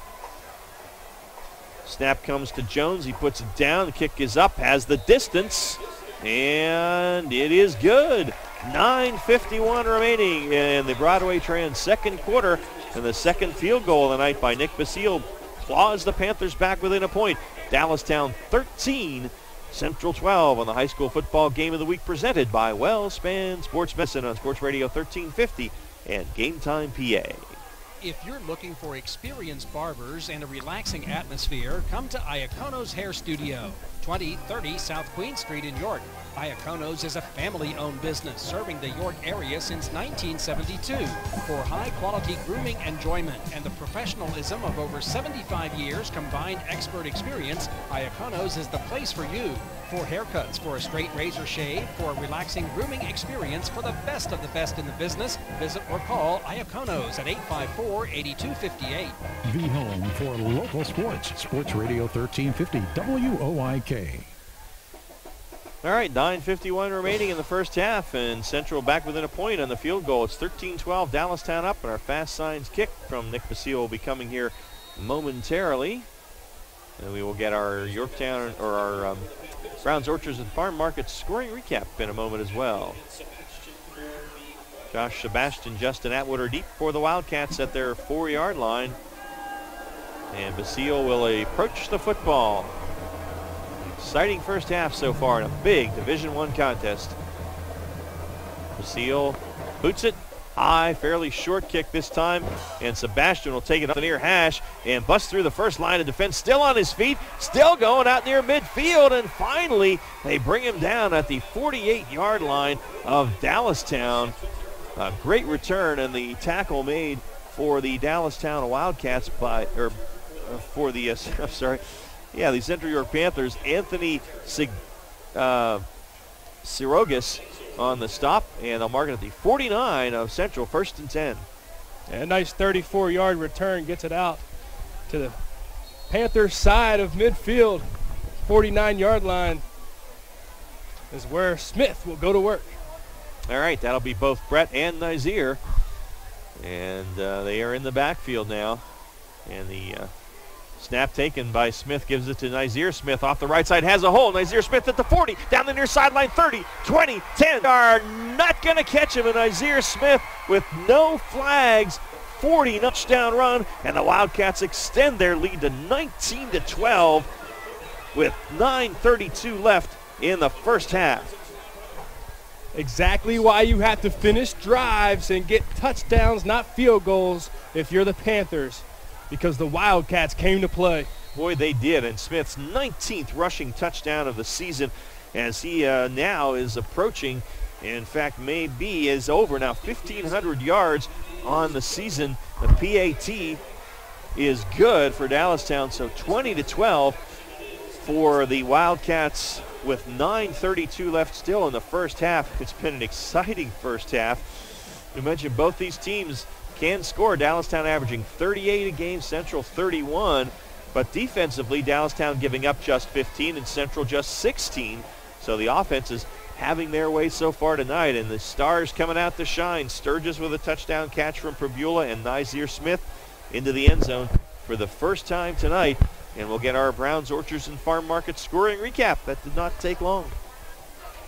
Only one play after a nice 34-yard return on the kickoff, set up at the 49-yard line of the Panthers. And it takes one play to travel those 49 yards. Nice run by Nizier Smith for his 19th rushing touchdown of the year. Right now, Dallastown in the lead with 20 points. Central York 12. Keaton Fullerton to boot it for the Wildcats and her pass signs kick. Boy, Smith got a crack on the right side. Jets. There's the boot. It's a high end-over-end kick. And Myers going to take it about the 3. Straight up the field he comes now, cuts to the right, and is spun around and down short of the 20-yard line. Nice special teams play for the Dallastown Wildcats. I believe that was Mike Garcia, a senior in there, making the hit for Kevin Myers' guys. And so it's going to be first down at the 18-yard line for the Panthers. Panthers have a problem in the open field moving the football. It's just when they get in that red zone near the goal line, the defense stiffens up for the Wildcats. Conversely, let's see if the Wildcats can stop the big play for once. Yeah, no kidding. Well, we will see. First and 10 at the 19-yard line. And Probula out of the gun. And he hands it off, and getting to the outside is Hunter Werner. Werner spun around at the 25. Out to about the 26 is going to be a gain of about 7 yards. And Skelly chasing him down for the defensive end spot. Gain of 7 for Hunter. It's going to be 2nd and 3.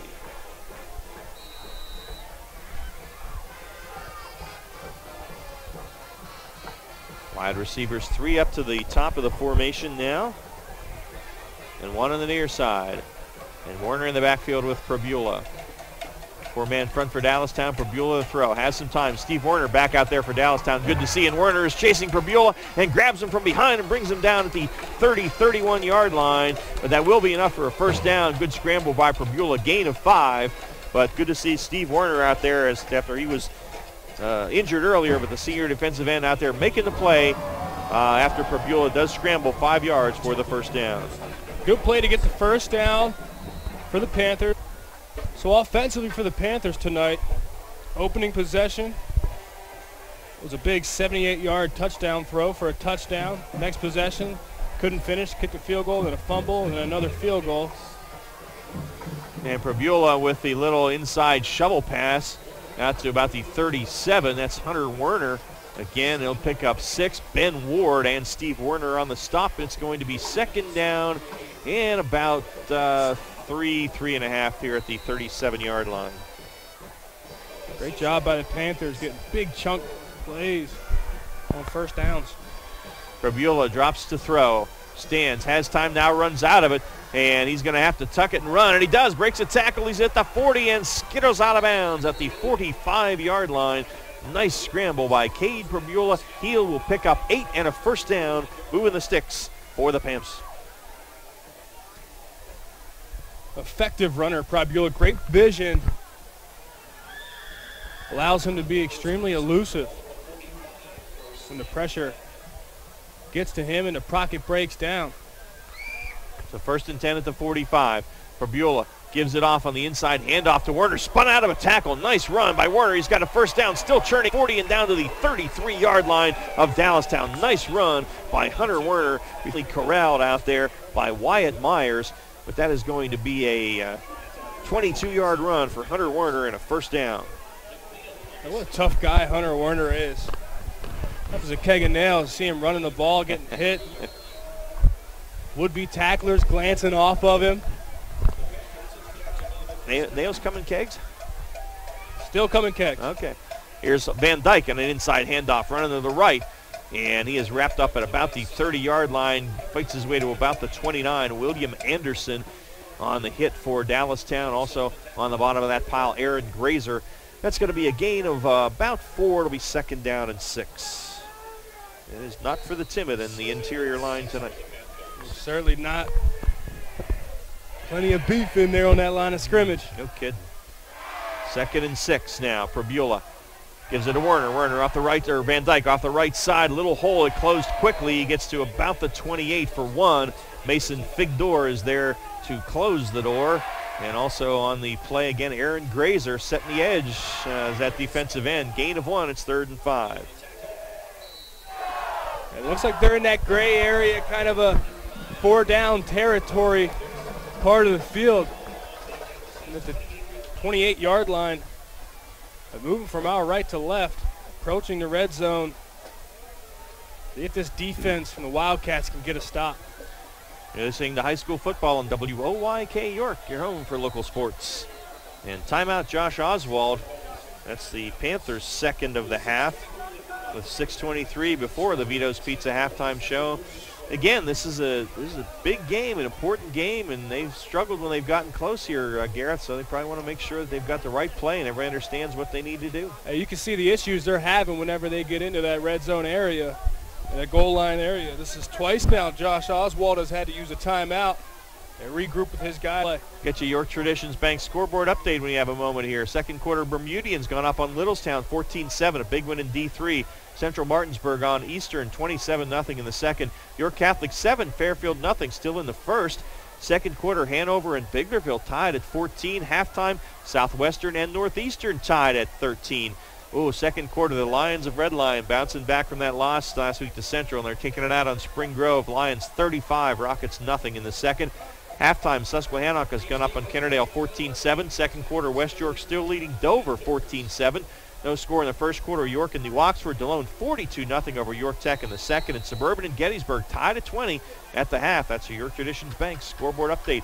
For Beulah on 3rd and 5. Fires it toward the end zone for Santiago. Goes up, makes the catch, dives into the end zone. Touchdown for the Panthers as he was hit by Josh Sebastian, but hung on to the football. And Eddie Santiago, the 670-pound senior, climbed the ladder, made the catch at the 4-yard line, got nailed by Sebastian, held on to the football and took it. No, that's not a touchdown. They're saying he was down at the 3. Thought I saw a signal of touchdown. Oh, it is a touchdown. I'm sorry. They're going for 2, I guess. My apologies. So it is 20-18 on the touchdown pass of 27 yards from Probula to Santiago, and Probula now rolling to his right on the 2-point conversion, is under pressure, still rolling to his right, fires it to the back of the end zone for Krentz and out of his reach, so the PAT is no. My apologies, folks. I saw the touchdown signal, and then the official quickly reset the ball at the 3, and I thought they were saying a knee went down or something, and there they were going for 2, so my bad on the call. Had it right the first time. I trust my gut. So the 27-yard touchdown pass from Probula to Santiago. The PAT no good, and Central's within 2 at 20-18. So let's turn it over to a guy who knows what he's talking about, Gareth Hissong, for our York Tradition, or our Browns Orchards and Farm Market scoring recap. Well, in your defense, Ron, it did look, Santiago caught the ball when he went down to the ground. His knee hit abruptly, but certainly the ball was over the goal line at that point. So touchdown is good. 28-yard touchdown strike. Santiago catches his second touchdown of the season, while Probula throws his second touchdown of the night. All right, so it's 20-18. The differences are this one right now. And plus, as you mentioned, Central twice in the red zone having to settle for field goals. So our Fast Signs kickoff now to come from Nick Basile. We still have 6:17 left in the Broadway Transmission second quarter. An exciting football game here for you tonight in Week 9. Basile approaches it and boots it. And that sidewinder again, driving Sebastian back to the 1.5, 2-yard line. Sebastian up the near hash, and a flag flies as Sebastian hits the deck at about the 18 or 19-yard line. Good special teams coverage, but we'll see what the flag is here. Looks like it might be a hold against the Wildcats. A block in the back against the Wildcats. So it's going to set them back well inside their 10-yard line, probably, or right around the 10. It'll be 1st and 10 from there with 6:10 remaining in the half. Each team with 1 timeout remaining here in the first half. Go back to that touchdown for the Panthers. Talk about the size of Eddie Santiago, 6'1", 170. He ran that skinny post route, middle of the field, did a great job of using his body to shield off the defender, get into the end zone. So the ball is at the 10, 1st and 10 for Dallastown. Brett Smith out of the gun, flanked by 2 backs, and he hands it off to Nazir Smith, who cuts it back, has a big hole up the middle. Here he goes again. Smith is off to the races, and they are not going to catch him as he gallops 90 yards on an off-tackle play. Got the hole. Great blocking by the line. A flag flies on the Dallastown sidelines. Probably going to be a celebration, unsportsmanlike conduct after the play. Kind of hate to see that. These guys are having a good time. Not necessarily on the official here, maybe the rule, but a great run by Nazir Smith and a good block, good hole by the Dallastown Wildcat right side of that offensive line, and the Wildcats 26-18, 5:57 left in the first half. Dallastown coming in with authority in the running game. They're a run-heavy, run-first team, and we see it on display. Are they ever? So I didn't catch, did he make the indication of unsportsmanlike conduct? I don't know. The flag was thrown right at the Dallastown sideline after Smith crossed the goal line. So if that's the case, I'll walk it off on the kickoff. But right now the PAT from Mitchell Groh. There's the hold of Dave Geppe. Ball is put down. The PAT is up. It's been an adventure tonight. It's good. And it's 27-18. Dallastown, 5:57 still left in the first half. Whew. Wow. Seesaw back, as it should be for this division. Nazir Smith has 212 yards rushing in the first half on 6 carries. 7 carries. And 2 touchdowns, one of 49 yards and one of 90. Do I smell MVP? I'll tell you what, he may hit 2,000 yards tonight. He came in with 1,392 and 212 in the first half, and we still have 5:57 left in the half. These teams are not taking long. Wow. Wow. Smith, a 5'9", 175-pound junior running back. Gotta love these high-pressure situations. Central York needs a win to secure their spot and control their destiny. Dallastown, already one loss in the division, needs a win back against the wall to stay alive. And here's the boot by Mitchell Groh. It's the fast signs kick right to the goal line, and Myers is going to have to not be able to take this. That's an automatic touchback in PIAA. It was in the end zone. So Central will start at its own 20, 1st and 10. They are trailing now by 9, 27-18. Vito's Pizza halftime show rolling your way here at some point tonight. But glad you're with us. We have college football coming afterwards. I believe it's Florida State and Boston College. This has been such a good battle tonight, these two teams. We've seen so many explosive plays from both offenses. You are not kidding. And Ian McNaughton flanked out to the top of the formation now. 2 guys wide to the near side, and Provula in the gun there. He's going to hand it off, and straight ahead, and another big hole. The running back, as he spins out across the 30 to about the 32 or 33. Anderson again there to get the stop, and that is that Hunter Werner? I believe it is. Yes, it is. Werner having a good night running the football as well. His 5th carry, picked up 13 on that one. So he has 40 yards rushing on 5 carries. First down for Central. He's certainly an effective back. Physical. Seen him run hard. Carry would-be tacklers. Crossed 400 yards on the season for him tonight. Now Provula will throw on first down. In the pocket, pressure comes, steps away from it. Pressure still there. Werner chasing him. Now he rolls to the right, fakes it, still running, 35-40, cross midfield, and Provula dances out of bounds at the 46-yard line. I'll tell you what, I'll date myself a little bit, so all the grandparents listening tonight remember a guy named Fran Tarkenton for the Giants and the Vikings back in the day, and that is Cade Provula tonight. He is putting on a scrambling show. He gains 21 on that one. It is a first down. I'll bring it back for all the younger folks out there. He carried the ball like Cam Newton the way he holds it out there, similar to Fran Tarkenton. on first down, and Beulah on a fake this time, and this time they get him. Steve Werner is there. Ray Chris was there as well, and they're having none of that this time. They drop Beulah for a 2-yard loss, and it is 2nd down and 12. And for those listening on the radio, that scramble was extremely exciting. Beulah had one hand on it, trying to split defenders, just holding the ball with one hand, not having it tucked and secured away.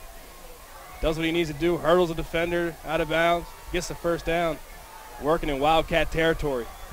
2nd down and 12 now at the Wildcat 48. And for Beulah, straight up the middle they go. This is Will Van Dyke down to the 45-yard line. That'll be a gain of 4 and set up a 3rd down and 9 for the Panthers. Grazer and Skelly on the stop for Dallastown. 3rd and 9. We haven't seen Dallastown get a stop in the open field yet against this offense, other than one fumble on the 3rd possession. See if Dallastown Wildcats can get off the field here on 3rd and 9. Beulah takes the snap, drops to throw, fires it, and has a man at Sandy on a little out pattern, and good job by him. Got exactly the yardage he needed for the first down. He has here Dixon on the stop, and he gets to the 35, and that's going to be a gain of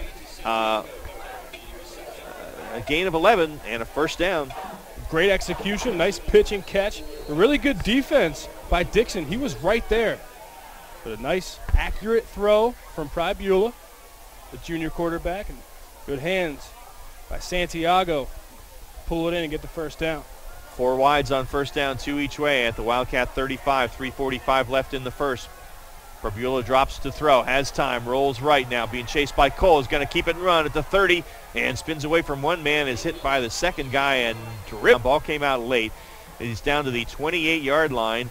It's going to be a gain of 7, be 2nd and 3 as we have a little scrum afterwards, but it's going to be Central ball, 2nd and 3 at the Wildcat 28-yard line as the clock ticks to 3:20 here in the or the Broadway transmission, rather, 2nd quarter. See it getting relatively chippy out there. A few little skirmishes breaking out. It's hostile when you get over there by the other team's sideline. Yep. But that's anticipated this late in the season, and with these 2 big programs. 2nd down, Beulah hands it off to Van Dyke, who's hit at the line of scrimmage. Bounced off the first tackle, flag flies, and Van Dyke really only got back to about the line of scrimmage. Good defense by Dallastown, and we'll see what the flag here is. Was Skelly on the bottom of that pile. He's been making a lot of stops tonight, 6'1", 260-pound junior. The flag on the play. Yeah, and I missed the... Waiting for the... Oh, he hadn't made it yet. That's why. Against Dallastown. Personal foul, face mask. So another big penalty against Dallastown. We've had several in the first half, and that's going to set Central up with a 1st down and 10 into the Weckers Carpet red zone at the Wildcat 14-yard line. 5 penalties now for Dallastown. Conversely, the Panthers playing a clean game with no penalties. Santos and Sturgis to the top of the formation. 2 wide receivers to the near side as well on 1st and 10 at the 14. 2:40 left on a turning clock in the first half. For Beulah to throw. Stands in the pocket now. It breaks down. He rolls to his left, still dancing back there. Fires it at the last minute. Got it away. Saw a man, and that was in the vicinity of his running back, Hunter Werner, but incomplete. Pressure coming from Aaron Grazer and Steve Werner. 2nd down and 10. Again, great defense on the backside for Dallastown. No one open early. Beulah forced to run by more time. And found his running back open late as he leaked out. Tried to help out in the scramble drill, but inaccurate. And a quarterback draw by Beulah at the 10, the 5. Beulah hit at the 2 and dives into the end zone. Cade Beulah hit at the 2-yard line, but able to carry Wyatt Myers with him into the end zone. And a design run, a quarterback draw. Cade Beulah from the 14 into the end zone gets the Panthers within 3 at 27-24. 2:25 left in the first half. Cade Beulah throw for 2 touchdowns tonight. Rushes for another guy on our MVP watch list. Tell you what, it's not like the old days where we're giving them Wendy burgers here, but they're fighting for it anyway. The PAT from Basile now. Attempt, snap, sets down, kicks up, and it is good. So 25, the Panthers are within 2 with 2:25 remaining in the exciting first half here tonight. And we will get our Browns Orchards and Farm Market scoring recap here for you in just a moment. The Panther band's had a lot to celebrate tonight. They've been playing all night long right below us here as the Wildcat band gets ready to take the field for their halftime show. I can tell you, Bermudian has taken a 14-7 halftime lead over Littlestown. Still nothing other than the first quarter 7-0 York Catholic over Fairfield score. And Southwestern Northeastern tied at 13 at the half. Red Lion 35, Spring Grove nothing the second, as we gave you before at the half. West York leading Dover 14-7. That's a rivalry. Susky leading Kennerdale 14-7 at the half. Remember, Dover and Susky, if they both win tonight, will play for the Division II title, undefeated in the league, in Glen Rock next week. York 35, New Oxford 7 in the second. Delone 42-0 over York Tech at the half. And Suburban Gettysburg tied at 20 at the half. Last drive for Central went 7 plays, 3 minutes 29 off the clock. They went 80 yards after a touchback on the kickoff. It was capped off, touchdown run. Quarterback Cade Prybula. And we are here with Dallastown in the lead, 27, Central York 25. They gave him 2 minutes and 25 seconds on the clock, though, and Isaiah Smith only needs about 10 seconds to get in the end zone. So Basile with the fast signs kick here. And it's a wobbler. It's going to come down to the 8-yard line. It's, I believe, Max Tyrell back there for Dallastown. He gets out to the 19-yard line, and that is it. Good coverage by the Central York Panthers special teams, as hustling down there to make the hit was Joe Jones. And it's 1st and 10 at the 19 for the Wildcats. Well, let's see if the Panthers made any adjustments on defense the last 2 possessions for Dallastown. Both went 1 play and a touchdown. Both to Isaiah Smith. The first one was a 49-yard touchdown run. The next possession was a 90-yard touchdown run. Brett Smith hustling into the huddle here. And they will send Jordan Cook, the backup quarterback, out here to the near side with Tyrell. And the tight end and 2 backs now. Smith takes the snap. And play fake gives it to Smith. Smith up the middle, and this time they're ready for him. He gets to the 21, gain of 2, but a good defensive play that time for Central. As on the hit that time, I believe it was Quinn Baca. Gain of 2, 2nd and 8. Dallastown has been extremely efficient on the ground tonight, not needing to go to the air. It may have been on the stop that time for Central, I believe it was. 2nd and 8 at the 21 now. Smith, quarterback draw. Smith dances, dives to the 25-yard line before he is put down there. It's going to be a gain of 3, and it will be 3rd down and about 4 for Dallastown. 3rd and manageable, 3rd and 4. Good situation for this offense. They got to convert, keep the pressure on Central York.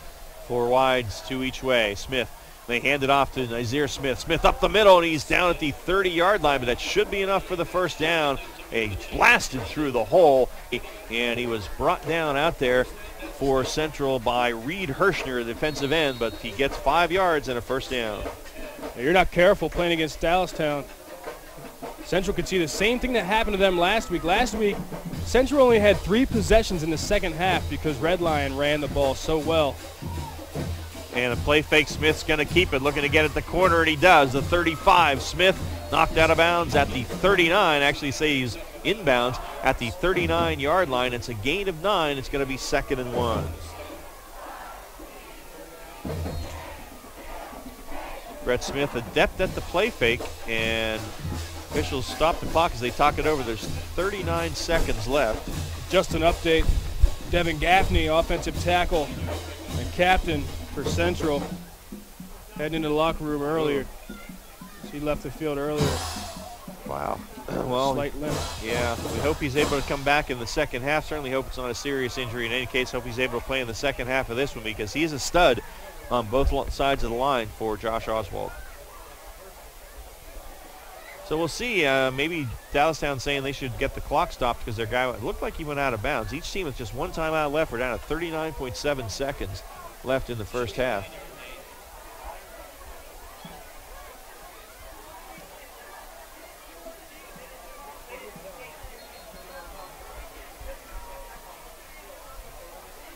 Now the officials still trying to figure it out here, I think, as to what the clock should be and whether the player went out of bounds. It looked to me like he did, but the official over there signaled immediately, keep the clock running. So it stopped at the moment, and it's going to be 2nd and 1 at the Dallastown 39. They lead Central 27-25. Dallastown will also receive coming out of halftime. So Josh Oswald, we're not sure what the deal is. Again, each team only with one timeout, so if this clock is stopped, then they reset it to 45, so I think he did go out of bounds. So 45 on the clock, and it's 2nd and 1 for Dallastown. We see some changes defensive front. Chris Afungo comes out.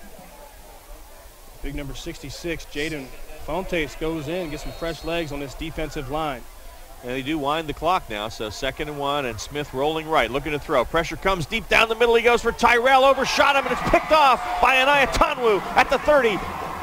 Anayatanwu returning it to the near side and is dragged out of bounds at the 45-yard line, but Obiama Anayatanwu, the senior defensive back, with the pick.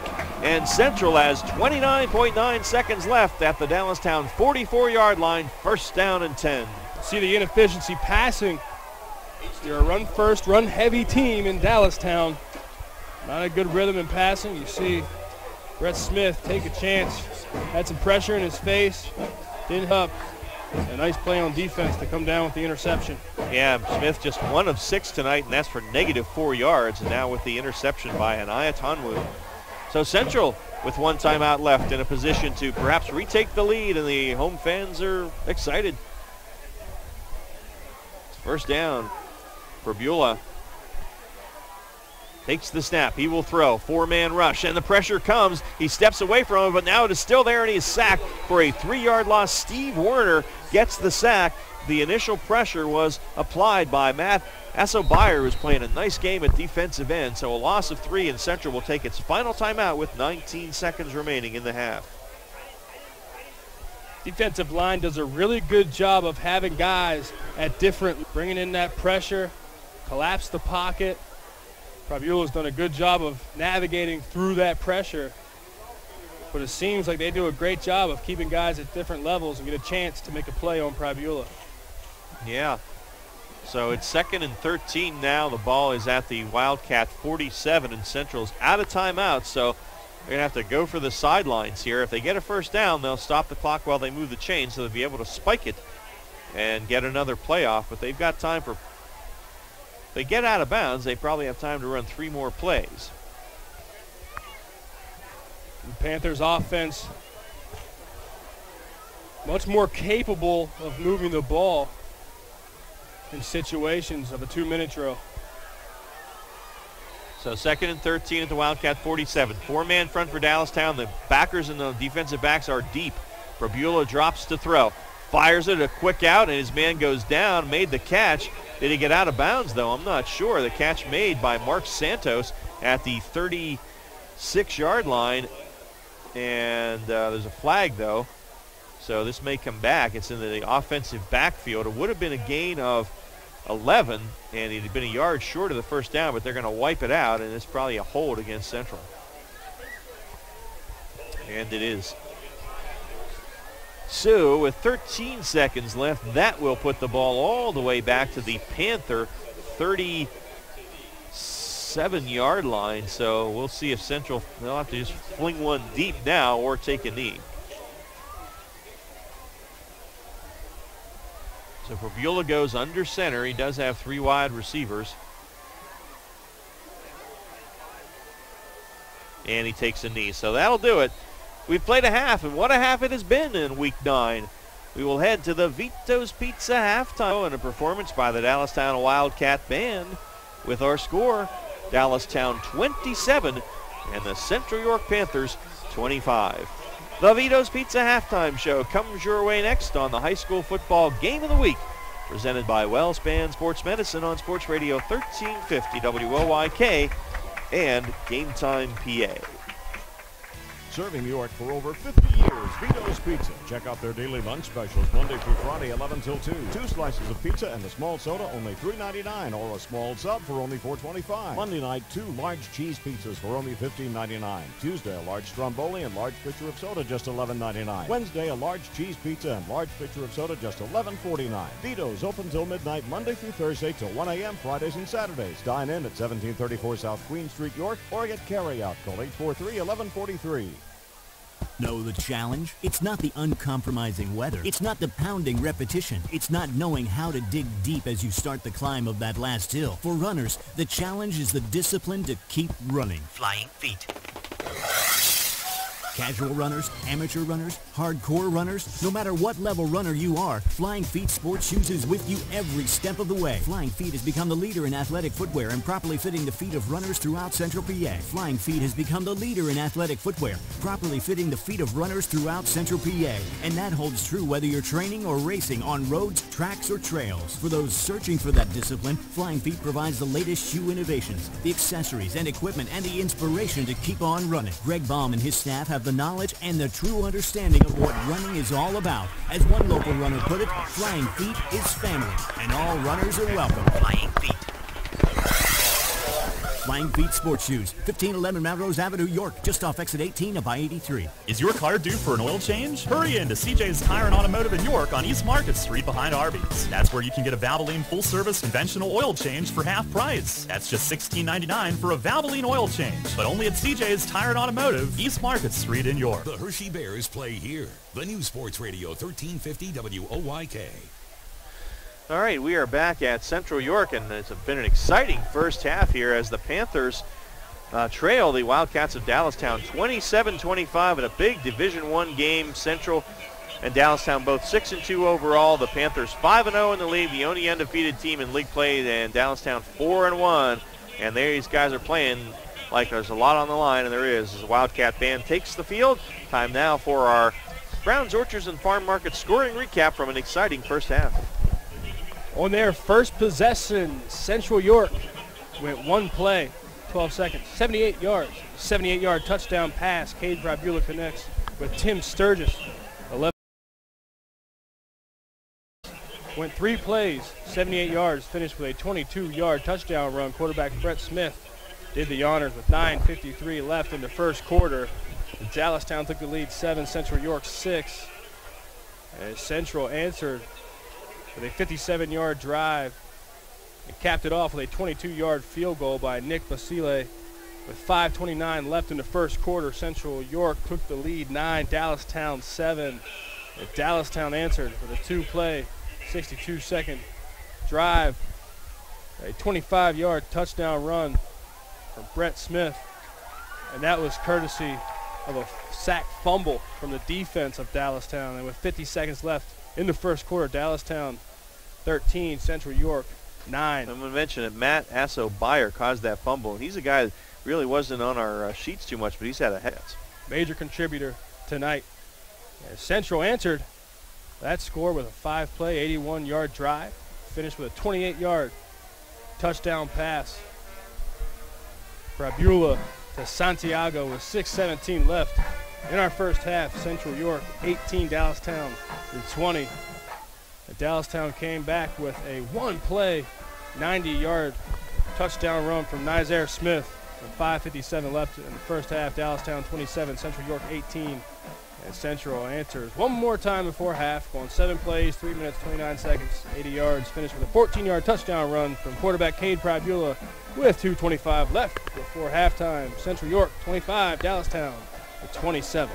All right, it's been an exciting half, and we're going to go to a break, come back with our Cookman-Kunkel halftime stats. So we'll have the Dallastown Wildcat Band take us to that break on the high school football game of the week presented by WellSpan Sports Medicine.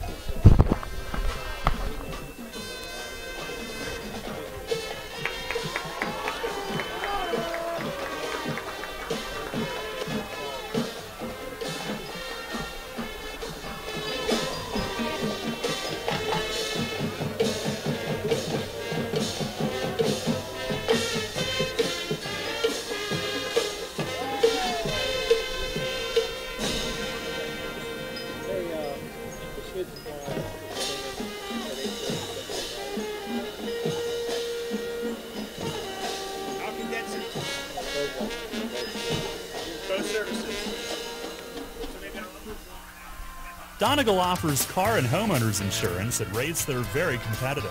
So competitive that Donegal's car insurance rates are among the lowest in the state. And if you insure your car and home with Donegal, Donegal will take up to an additional 10% off their already low rates. Donegal, a better value. Contact Coatman Kunkel Insurance at 717-854-0300 or stop in at 3217 East Market Street, York.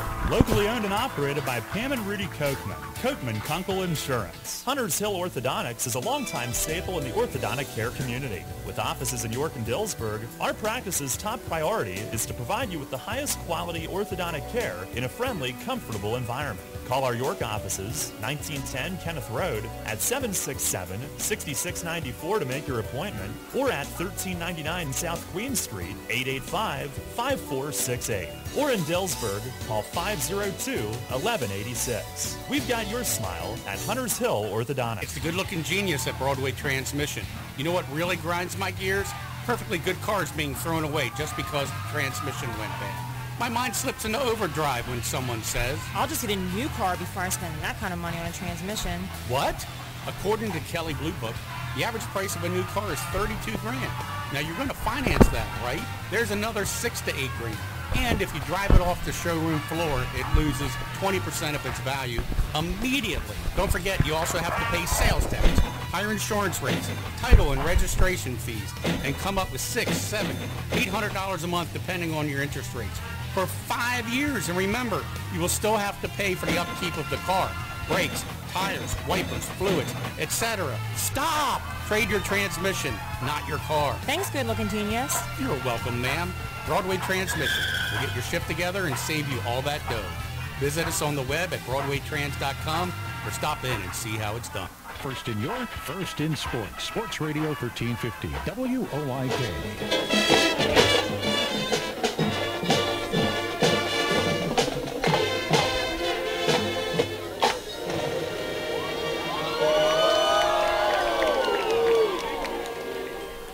All right, the Dallastown Wildcat band doing a great job of their halftime show tonight, and the fans appreciating it here, and a great game we've had here in the first half as well, as Dallastown leads Central 27-25 here on our high school football game of the week, presented by WellSpan Sports Medicine. Time now for our halftime stats from Coatman Kunkel Insurance. Dallastown, the junior running back Nizir Smith came into this football game with 1,392 yards rushing. Well, I'll tell you what, he has added to that tonight. 9 carries, 219 yards in the first half for Nizir Smith, and a couple of touchdowns, as he has had an amazing first half. Touchdown runs of 49 and 90 yards. Quarterback Brett Smith, no slouch either. 7 carries, 84 yards, and touchdown runs of 22 and 25 yards. Max Tyrell, 1 carry, 19 yards. Wildcats, they are a run team. 17 carries, 322 yards on the ground tonight in the first half, but they don't throw much, and it's hurt him tonight. Brett Smith just 1 of 6 for -4 yards and an interception. That catch was made by Josh Reeves, so 318 total yards for the Wildcats here in the first half. For Central, been a more balanced attack, as it is most nights. Will Van Dyke, 6 carries, 46 yards on the ground. Hunter Werner, 5 for 42. Quarterback Cade Prabula, 8 carries, 43 yards, as he's been a scrambling machine. That includes a 14-yard touchdown run. Mina Youssef, 1 carry, -1 yards, and Chris Collins, 3 carries for -2. 23 carries, 128 yards in the first half for the Panthers. Prabula through the air, efficient, 7 of 11, 197 yards, and 2 touchdowns of 78 and 27 yards. Tim Sturgis, that 78-yard touchdown catch to open the game. Eddie Santiago, the 27-yarder, one of his 4 catches for 86 yards, and Hunter Werner, 2 catches for 33 yards, 325 total yards for second half. 27-25, Dallastown leads it. Be back with our York Traditions Bank halftime scoreboard show after this, and a little bit from the Dallastown band.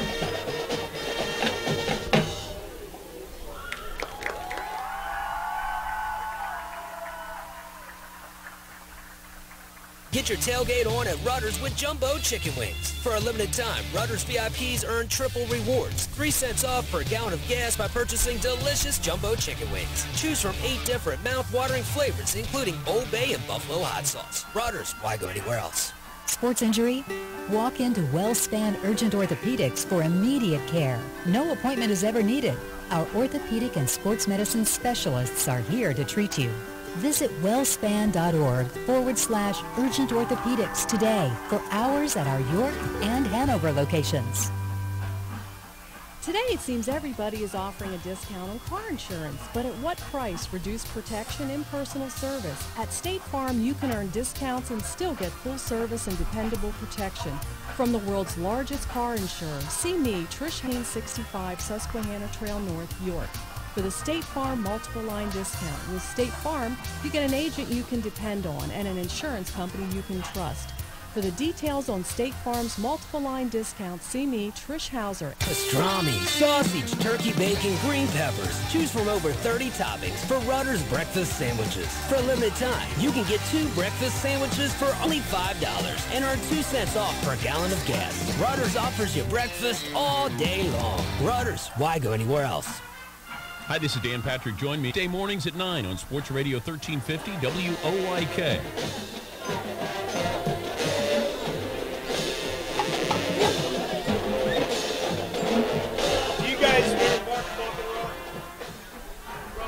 All right, we are back here at Dallastown, or at Central rather. Ron, Ruben, and Gareth Hasong with you. It's halftime. The Vito's Pizza halftime show is the Dallastown Wildcat Band performing a Beatles show here to the delight of the crowd here, and a great job they've done as our high school music programs in York County do a great job. Time now for our York Traditions Bank halftime scoreboard show. Other games around the league tonight in the D3, big D3 contest. Bermudian leading Littlestown 14-7 at the half. And Central Martinsburg over Eastern 27-0 in the second quarter. Nothing more than a first quarter score yet. York Catholic leading Fairfield 7-0 in D3. The Irish win out. They're going to make the district playoffs. In fact, probably as the top seed. See if we can get a string and a tin can, run out to the Fairfield there and get an update. At the half, Biglerville and Hanover tied at 21. Nighthawks need to win that one tonight to have a shot at a winning season. At the half also, Southwestern and Northeastern in the directional game of the night tied at 13. Red Lion bouncing back from their late loss to Central last week and taking it out on the Spring Grove Rockets down at Horton Field 49-0. The Lions lead that one at the half as they look to head into their season-ending showdown with Dallastown. Susquehannock trying to keep their record perfect in Division II, leading Kennerdale 28-7 in the third quarter.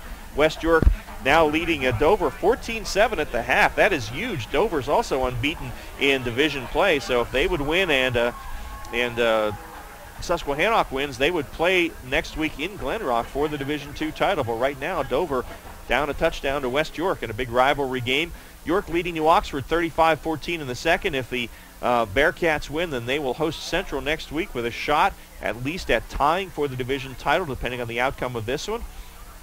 Delone leading York Tech 48-0 in the third. Squires need some help to get into the district playoffs, though. And Gettysburg 7-20, third quarter lead on York Suburban.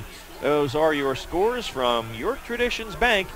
We're going to take a break, come back with our Iaconos Coaches Pep Talk. We get ready for we hope, a second half that's as exciting as the first. It's Dallastown 27, Central 25 on the high school football game of the week, presented by WellSpan Sports Medicine on Sports Radio 1350 WOYK and Game Time PA. Since 1902, the Seltzers family has smoked and cured their delicious original and sweet Lebanon bologna the old-fashioned way. Seltzers all-beef Lebanon bologna never uses fillers, but always uses real hardwood smoke in their old-world wooden smokehouses. 3 days smoking gives Seltzers that unmistakably unique flavor. Find them in your favorite grocer's deli or meat department and get some today. Seltzers Lebanon bologna. Get the good stuff. Have you got one of those once-in-a-while projects to take care of? You know, the kind of project that requires the kinds of tools you just don't have stashed in your garage? Well, for those once-in-a-while projects, or equipment for a once-in-a-lifetime event, save money. That backyard looking great. Rent a stump grinder or chipper. Have you noticed that no matter how hard you try to keep them clean, those hardwood floors always seem to need work? Rent a floor sander or polisher to restore them back to new. Moving to a new home or just redecorating your current place? Either way, renting a wallpaper steamer or paint sprayer will make the job a whole lot easier. Planning an event? Did you know that party games, tents, tables, and chairs, even chafing dishes are very rentable? True Value can help you throw the best party on the block. True Value Rental, Route 851 East at True Value Plus in Shrewsbury. Buy what you want, rent what you need.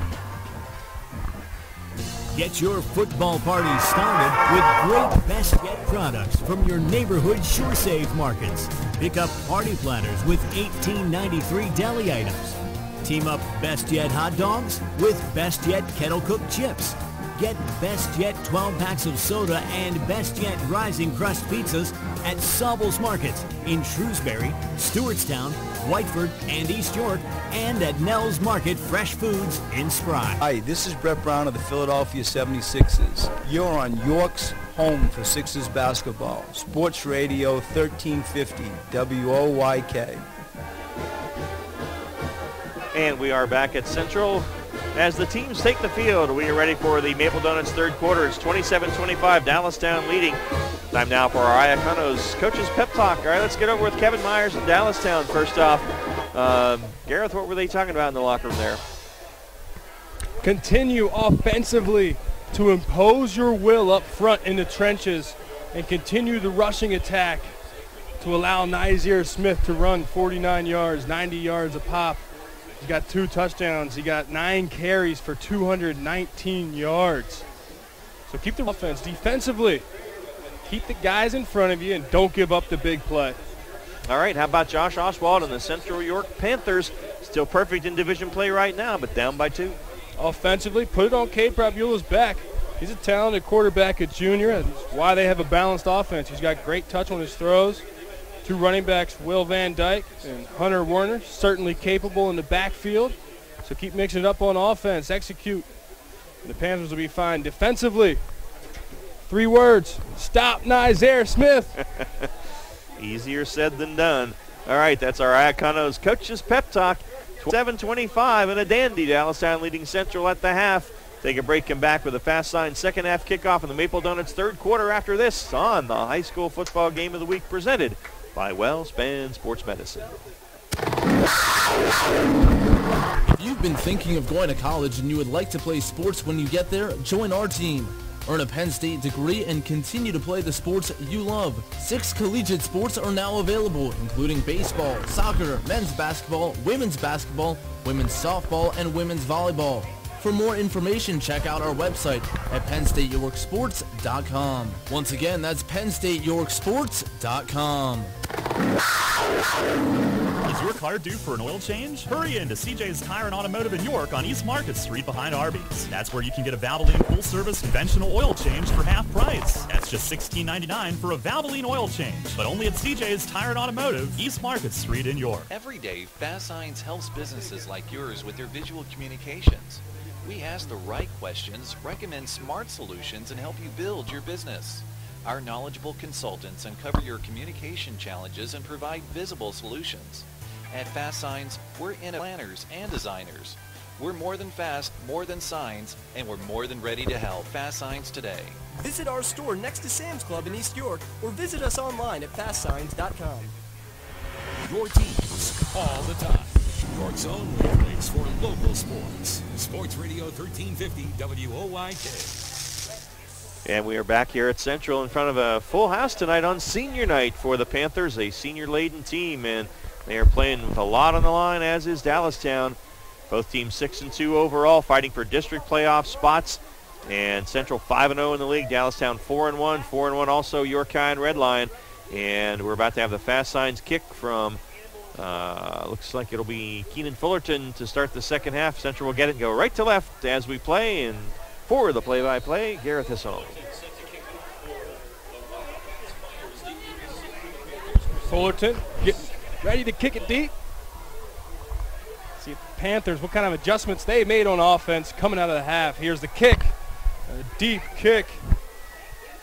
Going to be back. As is the rule here in high school, when you catch it in the end zone, automatic touchback. Panthers will go to work. Cade Prabuela, the junior quarterback, from the 20-yard line. So Dallastown has been able to get some pressure on Prabuela, but he's been pretty adept at escaping it most of the night. and has had some nice scrambles as well. But I think Dallastown's going to keep bringing it. And they've been able to get that pressure, Gareth, most of the time just rushing 4 guys tonight, which has helped them in pass coverage. As we see it now from the 20, center of the field, Pribula in the shotgun. He's flanked. Nizier Smith, Noah Strine. Yeah, throw quick to the left. Santiago the target, incomplete. Tell you what, that was a dangerous throw going out here, and the defensive back on this side of the field for Dallastown, Jordan Cook, was watching that one. If he'd have been able to break a step or two earlier, that could have been a pick 6 the other way. Apologies in the backfield. It was Van Dyke and Werner on the last play. Right now, Werner the lone back in the pistol behind Pribula.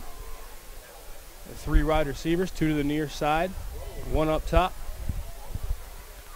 5 at the line for Dallastown. The handoff goes to Werner. Stuck in the backfield immediately. Big Steve. Werner, the defensive end, 6'5", 195 senior. Making the play. And a loss of 2 on that one, so 3rd down, 12. We'll see if Pribula will throw. You think he will here on 3rd and long. No bring out Van Dyke, bringing an extra wide receiver. 4 wides. To the top, to the near side, both stacked. Surveys the field to the left side. Hit immediately after the catch. It's Mark Santos. And Justin Atwood with the hit. Be enough for a 1st down for the Panthers.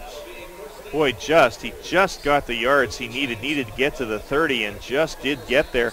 So good job on the part of Santos of knowing where he needed to get. 1st and 10 at the 30. Back to the line of scrimmage, the Panthers. A handoff goes to Van Dyke. Van Dyke around the right side. A good 7-yard gain on 1st down. Dallastown defense. Good run support. The defensive backfield, Max Tyrell. Not good when you got the defensive backfield making tackles. Panthers moving guys. 2 receivers to the right side, 1 wing back. 1 running back flanking Pribula. Pribula fakes the handoff, throws it to the wing back. Out close to midfield. Brought down at the 49-yard line. I believe that was Hunter Werner. No. That's Morals.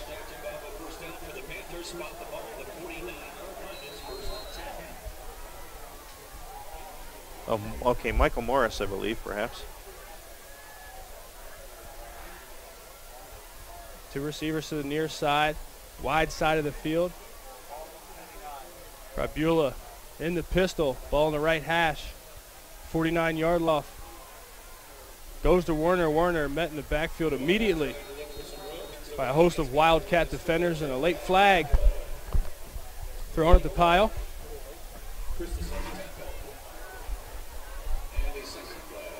We'll await the verdict. Stripes confer. 9:53 left in the 3rd quarter. And sportsmanlike conduct against Dallastown and against Central. So I guess those will offset. Continue to see a scrappy game, some skirmishes with these 2 teams year in and year out fighting for the division. Yep, so the result of the play I think is going to stand, which will be a loss of a yard or so, and it's going to be 2nd down and about 11 there. See where they place this ball. It was at the 49. They're actually going to place it right about there, so say no gain for Hunter Werner. It'll be 2nd and 10. So the Panthers exchange some personnel, and they'll get to play from the sideline. There's 4 wide receivers. To the near side is Tim Sturgis and Mark Santos. The 2 wide receivers on each side are stacked. Ball in the right hash. 9:53 left in the 3rd quarter. 2nd and 10 for the Panthers.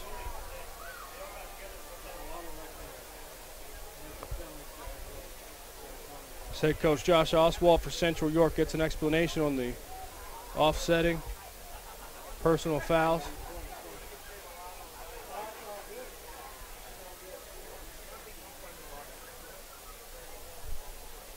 Let's see if these Panthers can get out of this 2nd and 10 situation.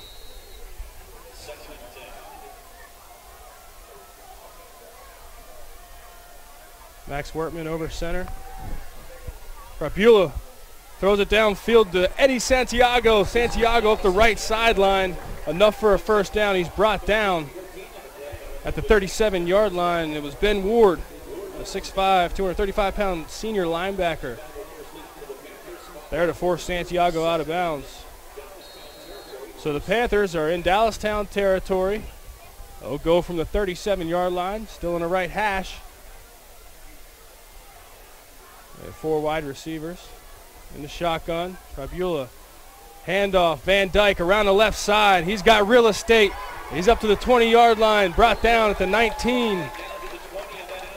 And it was Hunter Werner on the carry, brought down by Jordan Cook. Great job by the offensive line for the Panthers. Plenty of real estate on for Hunter Werner. Yeah, good to bounce it outside that time, and he gets into the Weckers Carpet red zone. 1st and 10 now at the Dallastown 19. Opening drive of the half. 9:05 left in the third. And Prabula, another handoff to Werner. Werner wrestled down after a gain of 2 yards. Raymond Christus wrestles him down. And Christus is a backup. He's a junior, 6'2", 238 pounds. He's a force on this defensive front, disruptive. 5 defenders at the line for Dallastown. Pribula in his shotgun, flanked by Werner and Van Dyke. 1 wide receiver to each side, surveys the field, rolls to his right, buys time. Flag is down. Pribula throws to the end zone, incomplete. Intended target is Tim Sturgis. They're on the defense.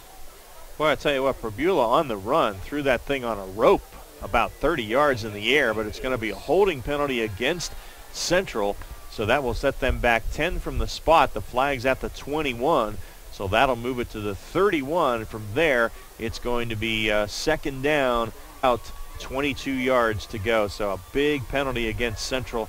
They've been pretty clean, as you said, in the first half. Dallastown had a number of penalties, but this one could hurt the Panthers. They played a relatively clean game, only a couple of holding penalties against them tonight. I like Prabula. He stands in the pocket and surveys the scene very well, and then if he has to scramble, he does, but he's always looking downfield. And Prabula in the pistol. Behind him is Van Dyke. Fakes the handoff to Van Dyke. He keeps it up the left side as Prabula dragged down. Again, Raymond Christus able to retrace from the defensive tackle position, make the play downfield. But not after. A gain of about 7 for make it 8 down to the 23. It's still going to leave him with a 3rd down, though, and about 15 yards. They got to get to the 9. Ball in the left hash. Panthers will work from the 23-yard line. The 3 wide receivers. Pribula drops back, looks to his left. Tries to scramble, throws it in the end zone, puts it in the air, it's touchdown! And it's brought in by number 8, Eddie Santiago, the 6'1", 170-pound senior, for his 2nd touchdown tonight. Wow, that was a heck of a throw. I thought it was going to be out of the back of the end zone. Santiago making that's just in front of the goalpost. Get 1 foot down that you need in high school with a couple of defenders right around him. Heck of a throw and a great catch by Santiago, and the Panthers take the lead 31-27 with 7:40 remaining here in the 3rd quarter. Nick Basile in for the extra point attempt. The operations are good. The kick is up. Splits the uprights. The extra point is good. And we have a score. Central York 32, Dallastown 27. We're going to take a break in the high school football game of the week presented by Wellspan Sports Medicine. We're back after this. Unique Physique is now accepting clients for personal training for mornings and evenings. Sports-specific training customized for your son or daughter's specific need. Whether it's weight loss, toning up, or getting in shape, maybe an upcoming wedding, John Kirchner has helped train hundreds of satisfied clients reach their goals. John is a sports performance coach for the Masters in Exercise Science and Injury Prevention. Improve your performance, get better, get stronger, get faster. Start now. Immediate openings available. Call John at 873-0234. Unique Physique, 3432 East Market Street, York. Your county, your teams. Sports Radio 1350 WOYK. First in York, first in sports.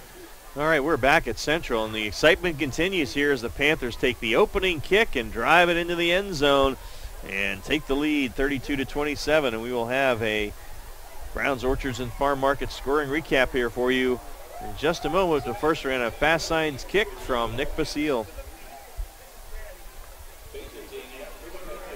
Basile kick it deep. Talented kicker. Has a couple field goals that he's made this evening. One of 22 yards, one of 32 yards. And back to return. I believe we got Max Tyrell back there and Justin Atwood.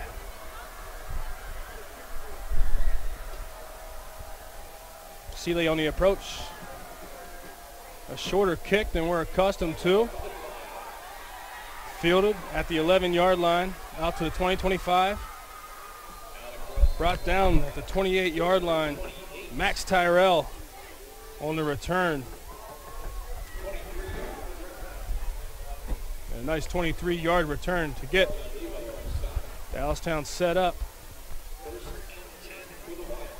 28-yard line. And we'll see. Brett Smith and the Wildcats can answer. Nizer Smith, their running back, with 219 yards and 2 touchdowns in the first half. So he's done half a season's work in 24 minutes tonight.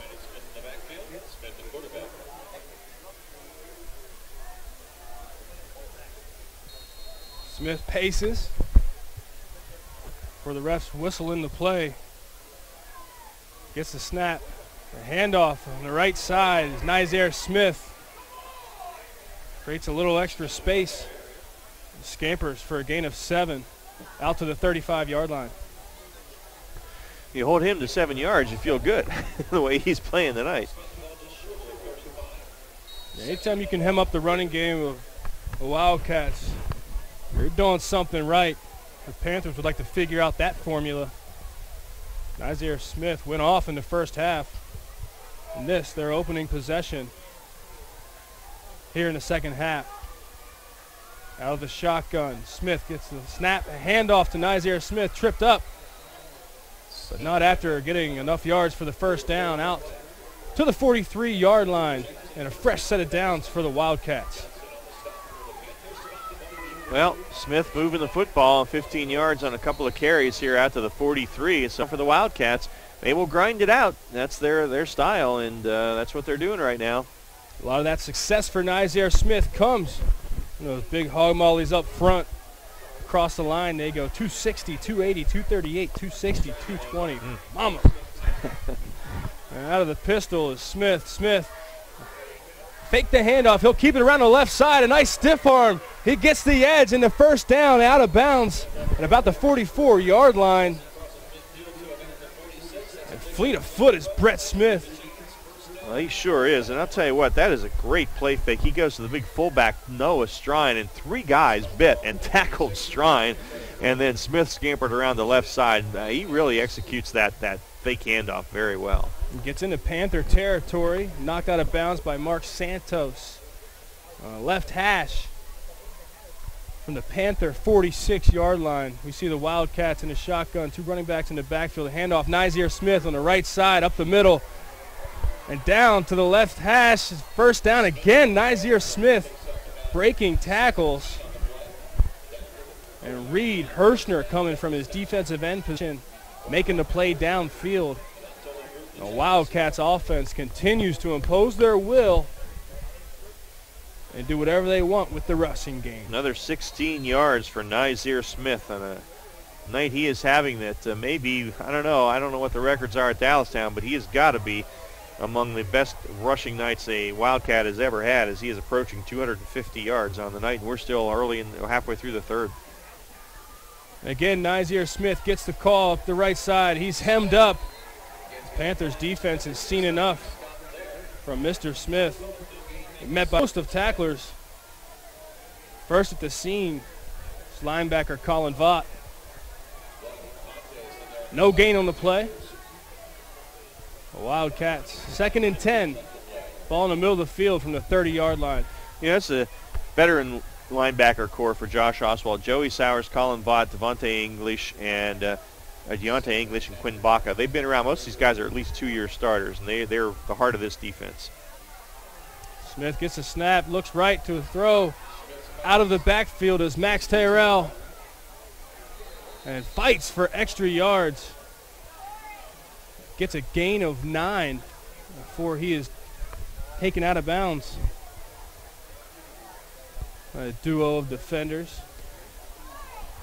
He has the first positive yards on a pass play tonight for Dallastown. The second completion, the first had gone for a loss of 4, so the first positive yards passing tonight for the Dallastown Wildcats. We'll see the Wildcats go from the right hash. A 3rd and 1 from the 22-yard line. A handoff. Keeper to the right. Brett Smith. He'll get enough for the first down. Move those markers, chain gang. Another good run on the keeper by Smith down to the 18, so he picked up 4 and it gets him into the Weckers Carpet red zone. First down as the Wildcats try to answer the Panthers' lead at 32-27, 4:35 left in the Maple Donuts third on a turning clock. Dallastown has been sufficient answering the bell all night on offense, keeping pace with the Panthers. Again, Smith out of the shotgun. A handoff to Tyrell. Tyrell dances, navigates up the middle through the defense. Enough to get back to the line of scrimmage, maybe a gain of half a yard.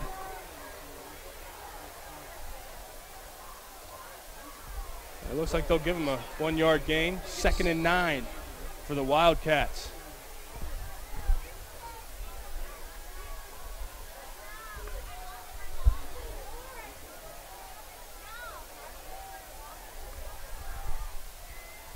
The 17-yard line in the Weckers Carpet red zone.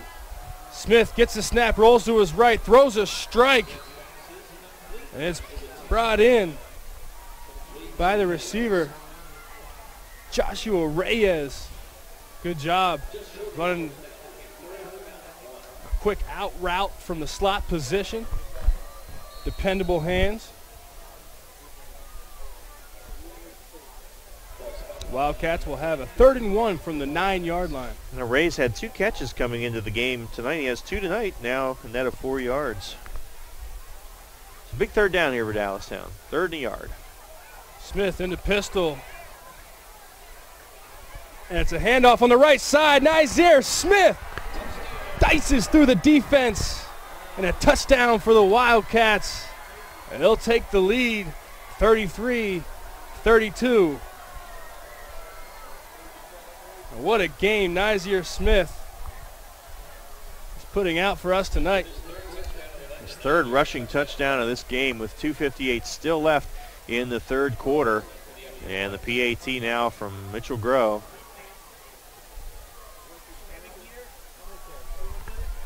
And it's blocked. It's no good. So the PATs have been an adventure tonight. 2:58 left in the Maple Donuts third. Dallastown retakes the lead. 33, Central 32. Don't go away, folks. It's a good one here on the High School Football Game of the Week presented by WellSpan Sports Medicine. If you're buying new flooring, besides clicking around the internet, you need to see Weckers Flooring Center. You'll be excited by Weckers' new design center for luxury vinyl tile. Weckers' expanded hardwood and laminate departments will impress you. And Weckers' variety of carpeting and warehouse truckload buys on remnants and rolls is unmatched. But the reason to choose Weckers is trust. From the buying experience to the installation. That's why they're voted best 11 years running. Weckers Flooring Center, Route 30, Mesa. Hi, this is Dan Patrick. Join me weekday mornings at 9 on Sports Radio 1350 WOYK. All right, we are back at Central. Ron Room and Gareth Hissong with you. A banner night for Nizaire Smith as he gives Dallastown the lead 33-32, and a fast signs kick to come from Mitchell Groh. Groh approaches to put toe to leather. A deep kick. And this one's going to be another touchback. I'll tell you what, Groh is a weapon there if he can, get touchbacks as he has several times tonight. So let's get our Browns Orchards and Farm Market scoring recap now. Great drive, 8 plays. And they go 72 yards, the Wildcats. Finished with a 9-yard touchdown run, Nizaire Smith. And after a blocked extra point, our score is Dallastown with the lead 33, Central York 32. And Nizaire Smith has how many yards tonight? 255 on 14 carries. We have 258 still left in the third quarter. What a performance. And I believe Hunter Werner on a little flip. And he's stacked up right about the line of scrimmage. And in fact, no gain. Good play by the defensive line of Dallastown. Making the hit that time was James McNeil. It's going to be 2nd and 10.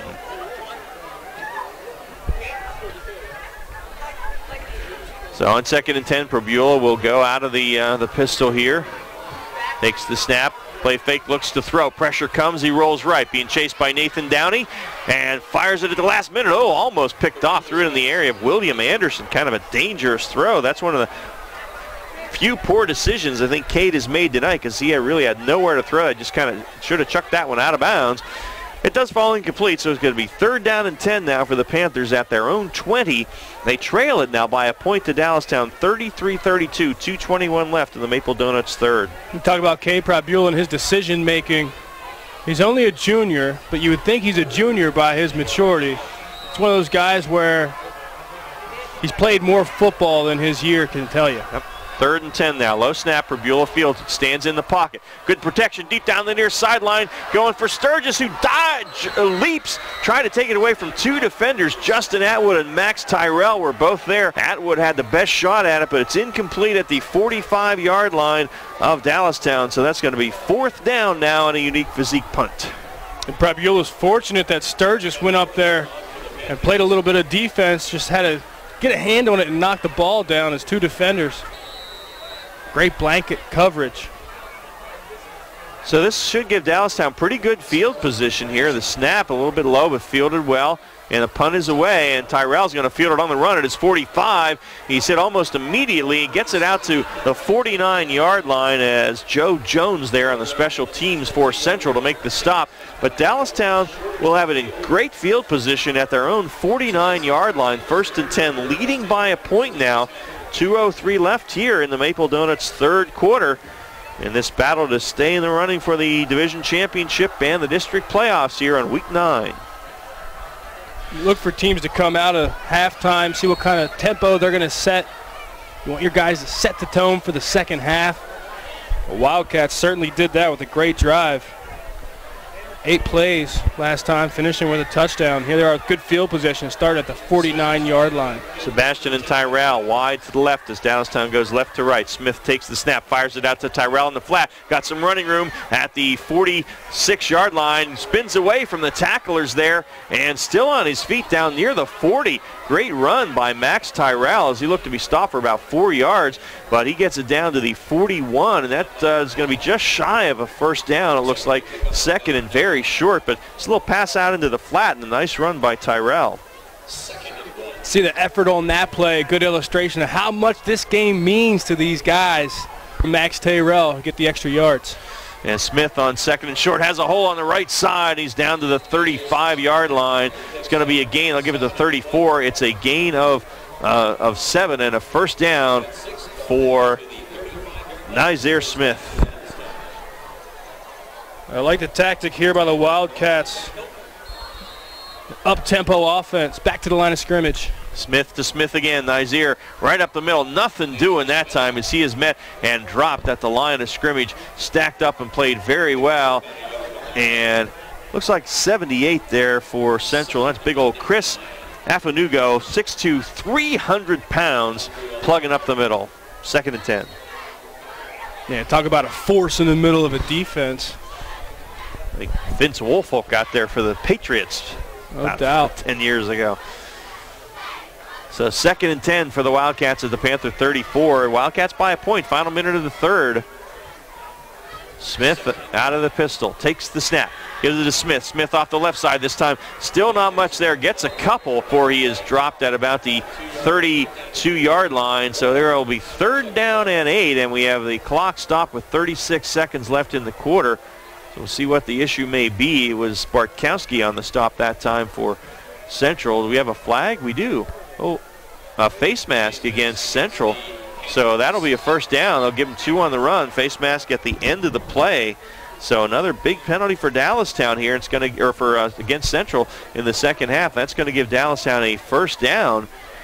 And we're going to be, they're going to be close to the Weckers Carpet red zone here as they march this one off. And in fact, well, that's 15 yards, so it's going to go inside the Weckers Carpet red zone down to the 17. 1st and 10 for Dallastown. Now, Central's defense needs to make a play here because they could go down 2 scores if Dallastown gets this in the end zone and kicks the PAT. Watch Dallastown stick to the ground. Nizier Smith on the left side. Smith, they get it off the left side, dances inside the 10. Smith cuts to the outside at the 5 into the end zone, standing up. Nizier Smith, great blocking by the line and a great cut for him. 17 more yards, his 4th touchdown of the night. This young man is having a career night tonight, and he puts the Dallastown Wildcats up by 7 now, 39-32 with 30 seconds still left in the Maple Donuts 3rd quarter. And what a cool customer while he does it. Makes it look casual. He is nearing 300 yards rushing tonight, and this is a pretty good Panthers defense he's doing it against as well. PAT is up, and it's good. There remains a 1-score game, 40-32. Dallastown leading Central with 30 seconds left in the period. We'll keep it here for now, and we'll get our Browns, Orchards, and Farm Market scoring recap, and I'll see if I can add up Smith's numbers to get you a total here. Wow. Whew. And that drive went 6 plays at 51 yards. Capped off with that 17-yard touchdown run. Nizier Smith on the left side. It's nothing impressive. It's just nothing fancy. It's just the zone scheme runs. Good job of this offensive line. Giving Nizier Smith plenty of 2-way goes.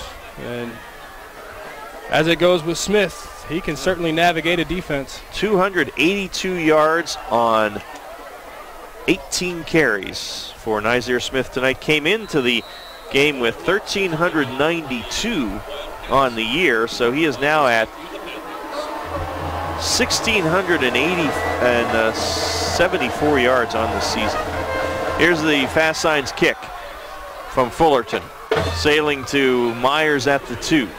Straight up the field he comes. Oh, tripped up at the 20. Nice play that time on the special teams by Michael Garcia, who tripped him up and brought him down right at the 20-yard line. So 1st and 10 there for the Panthers, who need their offense now. They're down 8 and the 26 seconds left in the 3rd. Really, not like the Panthers have hit a dry spell or haven't been doing anything on offense. They've been very efficient with their possessions. As you can tell with the high score of this ball game, both offenses explosive. And I don't believe that Davin Gaffney has returned for Central, and that's certainly a loss. Devin Gaffney, he was injured in the first half, walked off slowly and went to the locker room. He is here on the bench, and that's a loss for them on the line. So they pitch it to Werner. Werner trying to get the corner, and does. Cuts upfield at the 25 and is brought down there by Steve Werner and William Anderson. But he did well to get the 5 yards he got out to the 25. And that will be the final play of the 3rd quarter. So we have played 3. It has been an excellent football game, and 12 minutes remain. The York Mitsubishi 4th quarter is Dallastown 40, Central 32. We'll have the final 12 minutes for you right after this. To celebrate the greatness of our country, to sound the call to patriotism, Maple Donuts takes a stand, not a knee. Every football Sunday for the entire football season, every Maple Donut location will feature fresh red, white, and blue donuts as a sign of respect. for those who have served and who serve today. To those veterans of America's military, Maple Donuts stands with you. Is your car due for an oil change? Hurry in to CJ's Tire and Automotive in York on East Market Street behind Arby's. That's where you can get a Valvoline full-service conventional oil change for half price. That's just $16.99 for a Valvoline oil change, but only at CJ's Tire and Automotive, East Market Street in York. Your county, your teams. Sports Radio. Yard line as Eddie had to stop and try to grab that one. Couldn't do it in front of Jordan Cook, and it's going to be 3rd and 5. Missed opportunity there for Pribula and Santiago. Pribula just threw it a little bit short. Tough for Santiago to come back and make the play. 3rd and 5. Couple other quick scores. Hanover and Biglerville tied at 28 in the 3rd. Bermudian leading Littlestown 17-7 in the 4th. Red Line 49. Spring Grove nothing at the half. All right, 3rd and 5. A big play here for Central. Down 8. Pribula to throw. Stands in the pocket, has time now, it collapses, rolls to his right, being chased. He gets away from a man in the backfield, gets away from another. At the 20, still looking to throw, under pressure, and Ben Ward has him, and they get him down finally at the 28-yard line, about 2 yards short of the first down. Wow, that was a magician's act by Cade Pribula, but he finally ran out of lives there. Ricky Cole, the big guy at 300 pounds there too. It's going to be a gain of 3, but it's 4th down and a unique physique punt now. And Central stopped twice in a row. They're going to have to kick it away. Amazing after all those nifty moves, keeping the play alive. Somehow mustered 2-yard gain out of it. Low snap, but it's handled by the punter, Joey Sowers, and boots it deep to Tyrell, who makes the fair catch at the 34-yard line. So 1st and 10 for Dallastown. Now Central's defense really needs to answer the lead. So if Dallastown gets any points on the board, it becomes a 2-score game. And as prolific as Central's offense is, 11:08 left in the game, and Dallastown, their offense doing pretty well too. You don't want to go down 2 scores in this one. They'll mark it at the 35, 1st and 10 for the Wildcats. Not only being down 2 scores, but really the play of this Wildcat defense. Yeah. York High leading New Oxford 42-14 at the half, so the Bearcats looking to be in the running for the district or the division title as well next week. All right, Smith. Handoff to Nizier Smith. Straight ahead he goes, runs hard out to the 46-yard line before a bunch of guys in black shirts bring him down. Smitty, or to the 41, I'm sorry. It's a gain of 6. It's going to be 2nd down and 4 as Bartkowski and Afanugo there, 2nd and 4. And it's been neat to watch because it can be a little bit boring for the casual fan, but from my eyes, the execution, they haven't run a whole lot of different plays. They haven't done a whole lot of things to trick the defense. It's been the same play over and over. It's just execution. And Brett Smith hands it to Nizier Smith, who is hit in the backfield this time as the penetration by Quinn Baca and Joey Sowers, 2 of those senior linebackers, and they drop him for a loss of about 1.5 yards inside the 40. It's going to set up a 3rd down and a long 5 for Dallastown. Like to see Dallastown go through the air here and be aggressive. Conservative call is keep it on the ground. Just try to get the 1st down or play the field position battle. And Smith will throw in the pocket. Flag flies, and Smith in some trouble, runs to his right and is hit by Hirschner just as he threw it. It's incomplete. Let's see what this flag is. Thrown by the side judge here right after the snap. Could be an offsides against Central. We'll see. Oftentimes when that flag is thrown after the snap, it's that the defense lined up off sides and didn't get back. Nope. Illegal shift against Dallastown. So that will, it would be 4th down. So the problem, Central should decline this because it will be 4th and about 5.5 if they don't accept. And they do in fact decline it. So 4th down and a unique physique punt is on the way. So Central's defense does its job. Big stand for this defense. The Wildcats were getting all the momentum. Their first 2 possessions, they imposed their will.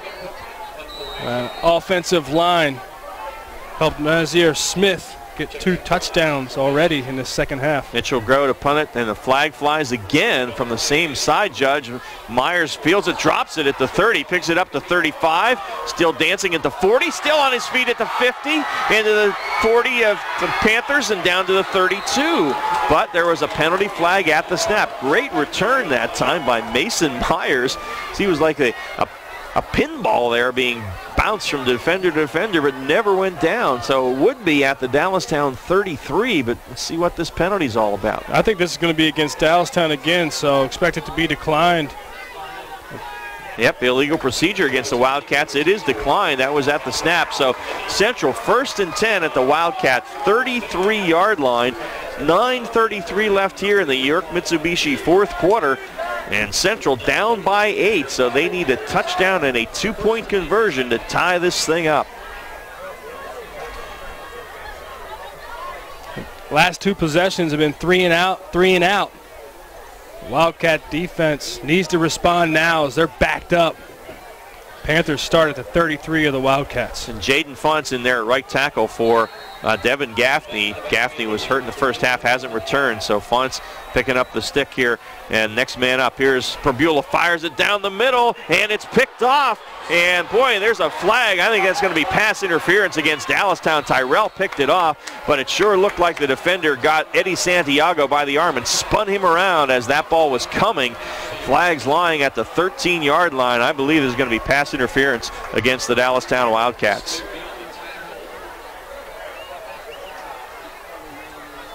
They're talking it over, but I was expecting the flag on that one. The call, so that's going to wipe out the pick by Tyrell, but Santiago was the target, and he was right there, and he was spun around by the other defender.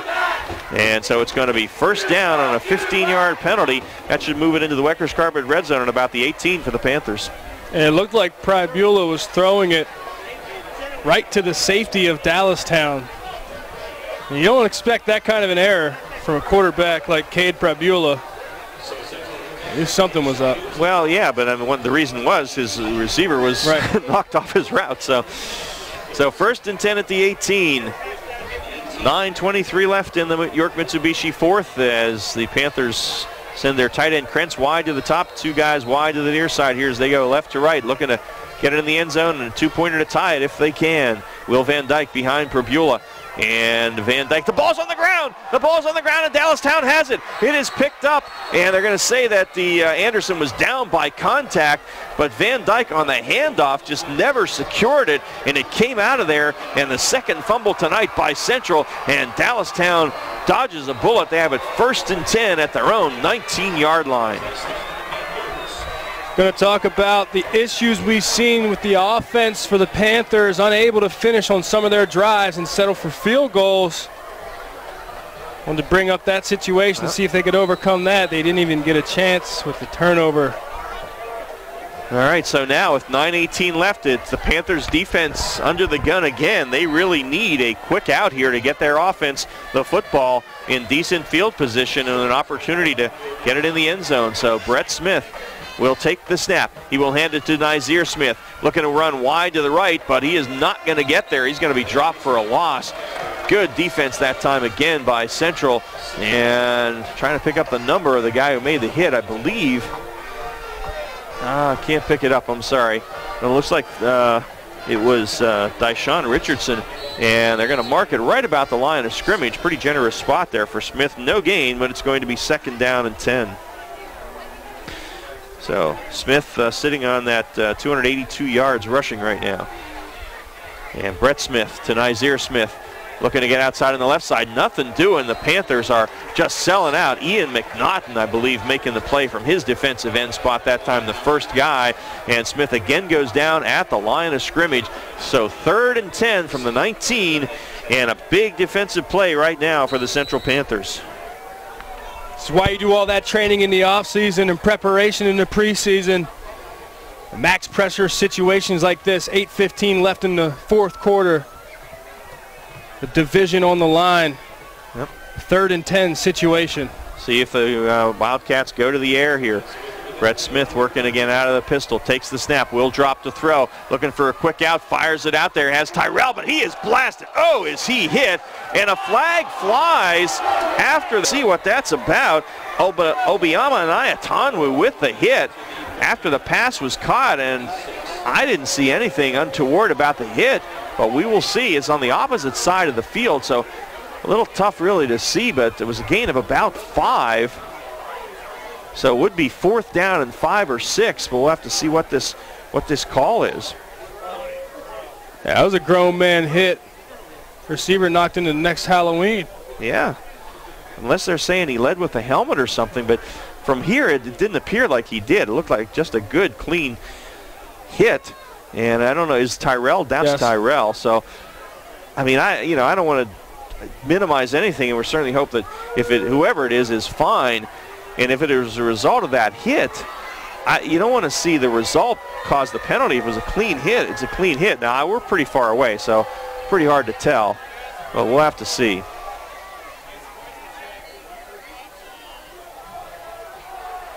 Yeah, didn't look like he was necessarily using his helmet as a weapon. He might have launched a little bit.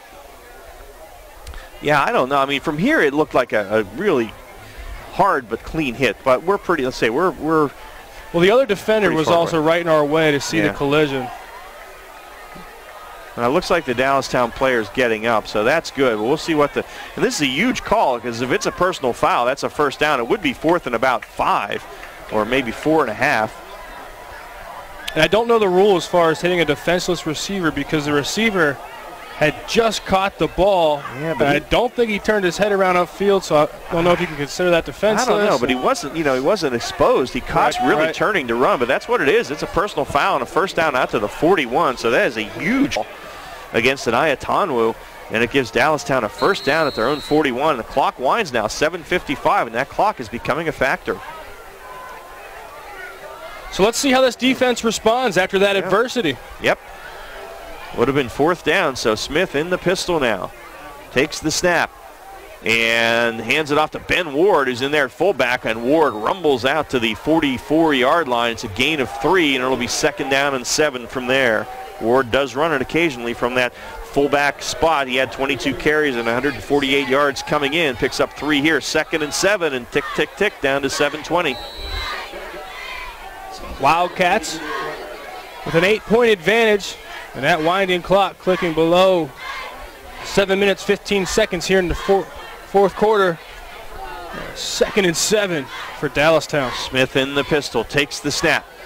Play fake, keeps it, pitches it on the option to Nazir Smith, gets the corner at the 50, and into Panther territory, is run out of bounds by Roderick Early at the 41, but that is a gain of 15 and a 1st down, stops the clock with 6:57 left as he went out of bounds. And that's where you'd like to see the veteran running back, Nazir Smith, keep the ball in bounds. Yeah. Trying to work this clock. Easily could have cut inside after getting the 1st down. My count is he's at 297 unofficially on the night. Dallastown trying to, I guess you'd call it, pull the upset here. Pretty evenly matched teams, but it's a home game on senior night for Central. Nazir Smith up the middle, and Hirschner, the defensive end, and Colin Vaught crashed down from the linebacker spot to stop him at the 37. It's a gain of 4, down and 6, and unofficially now for my count, Nazir Smith had 301 yards rushing tonight. Fun to watch. Fun to watch. And this offensive line continues to manhandle the defensive front for the Panthers. Panthers are successful when they bring blitzes. Smith gives it to Nazir Smith, running up the middle, crosses the 35 to about the 34. Bartkowski and Afanugo on the stop.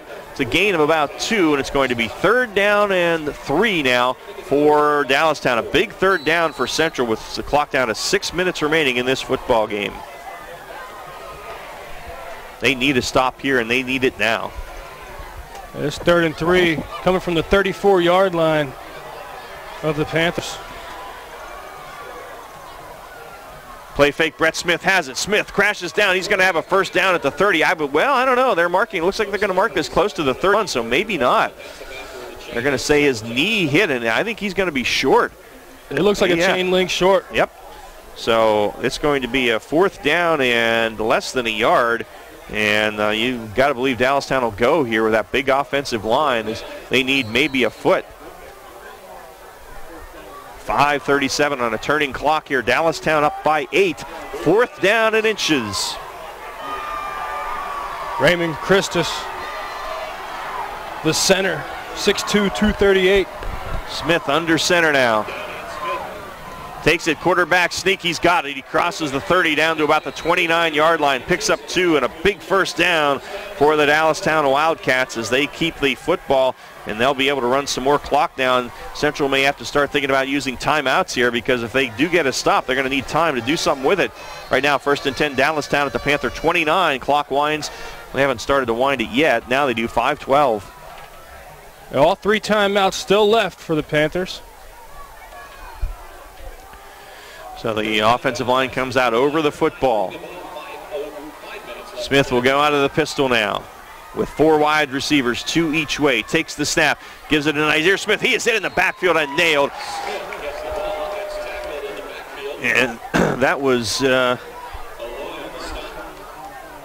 Devin Alloy making a great play from his linebacker spot. A loss of 2 for Smith, and it'll be 2nd down and 12. And that's what I mentioned. The Panthers on defense have been successful when they bring the blitz. And without those blitzes, the offensive line would have higher defensive front. And Devin Alloy is a senior who's playing big on senior night here for Central tonight at that linebacker spot. 2nd and 12. Brett Smith gives it to Isaiah Smith. He's turned around in the backfield, gets away from a couple of guys, but not from Joey Sowers, another one of those senior linebackers who, after Smith was turned around trying to get outside to the left, brings him down at the 34, loss of 2 more, and it's going to be 3rd down and almost 15 for the Dallastown Wildcats. Back-to-back negative plays for this Wildcat offense. Expect them to go with a screen or a draw here at 3rd and 15. And we are down to 3:43 and ticking here in this football game, so Central absolutely needs a stop here. And Dallastown, I think, is going to let this thing tick down and then call a timeout here because they're not making any move to come out of the huddle. And they, in fact, do that with 3:32 left. Wildcats take their first timeout. We'll take it as well. 40-32, Dallastown leads Central, 3:32 left. We're back after this. Sports injury? Walk into WellSpan Urgent Orthopedics for immediate care. No appointment is ever needed. Our orthopedic and sports medicine specialists are here to treat you. Visit wellspan.org/urgent orthopedics today for hours at our York and Hanover locations. It's time again for York Mitsubishi's fall sales event featuring the 2017 Outlander Sport starting at just $18,900 or the 2017 Outlander with standard 7-passenger seating with up to $4,000 in savings, and the 2017 Mirage G4 that gets up to 44 miles per gallon for only $11,990. And as always, every new Mitsubishi gets our famous 10-year, 100,000-mile powertrain limited warranty. York Mitsubishi, just off Route 30 on Roosevelt Avenue, where Mitsubishis always cost less. The home for local sports. Sports Radio 1350 WOIK. So the situation is this: 3rd and 15. Ball in the possession of Dallastown at the Central 34-yard line. 3:32 left. Dallastown 40, Central 32. You think we're looking at a screen or a draw here, Gareth? Screen or a draw. All right. 2 wides up top. 1 to the near side as the Wildcats go right to left now. 4-man front for Central. Smith in the pistol. Takes the snap, gives it to Isaiah Smith, looking to run wide to the left. Trying to get to the corner, doesn't do it, and is forced out of bounds here. And again, my partner saying, why go out of bounds? Keep the clock running. The defensive end, Reed Hirschner, 6'2", 190-pound junior on the stop. It's a gain of 6 by Smith, but it's 4th and 10 now at the 29. The clock stops with 3:26 left. Yeah, keep it on the ground, trying to be conservative and keep that clock moving. And then you run out of bounds, and it's going to be a field goal attempt. Wow. Mitchell Groh, this will be a 46-yard field goal attempt. and would make it an 11-point lead. So this is huge. Snap is there. The set is down. The kick is up, and it's blocked. Into the line it goes, and Sowers will pick it up at the 5. But now they don't have to take it back there, do they? Maybe they do, and then if that's so, that probably was not a great play. I think there was confusion there on Sowers' part, and it's going to be Central ball at their own 4. So they're going to be 96 yards away from pay dirt with 3:16 remaining. That's when they probably should have let go, because they would have gotten it where it was the line of scrimmage, but there was uncertainty on the part of the Panthers, and they covered it. 3:16, plenty of time to operate. 2 timeouts still in the Panthers' pocket. Now 3. 3 timeouts. Yeah, Dallastown took that one a moment ago. So the Panthers have it at their own 4-yard line, and the play is whistled in, so they're hustling off from the sideline now, and the Panthers have their work cut out for them. They need to navigate 96 yards in 3 minutes and 16 seconds, get it in the end zone, and a 2-point conversion to tie. Against a defense that's been warming up, forcing two 3-and-outs and a fumble in the last 3 possessions. For Beulah to throw from his own end zone. Steps up, fires it deep down the field for Santiago. Off his right hand. He had a step on the defender. Could not bring it in. Jordan Cook on the defense, and Santiago slowed up at the last minute as the ball was coming down, and it went off his right hand. It's incomplete. 2nd and 10. You can see a disappointed home crowd, deflated after what could have been. Looks like a trick-or-treater walking into a house. Instead of getting candy, they get an apple. The disappointment here at the home crowd. I'll tell you what, Santiago's 6'1". If he was 6'2", he catches that. Yeah. A 2nd and 10 for Beulah to throw from the end zone again. He's under pressure and he's sacked. That's going to be a safety. Has coming through to make the sack was Mason Figdor, the linebacker.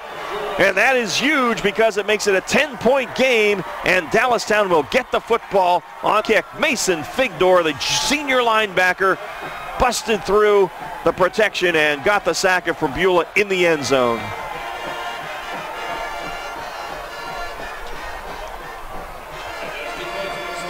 We'll add that to the scoring summary.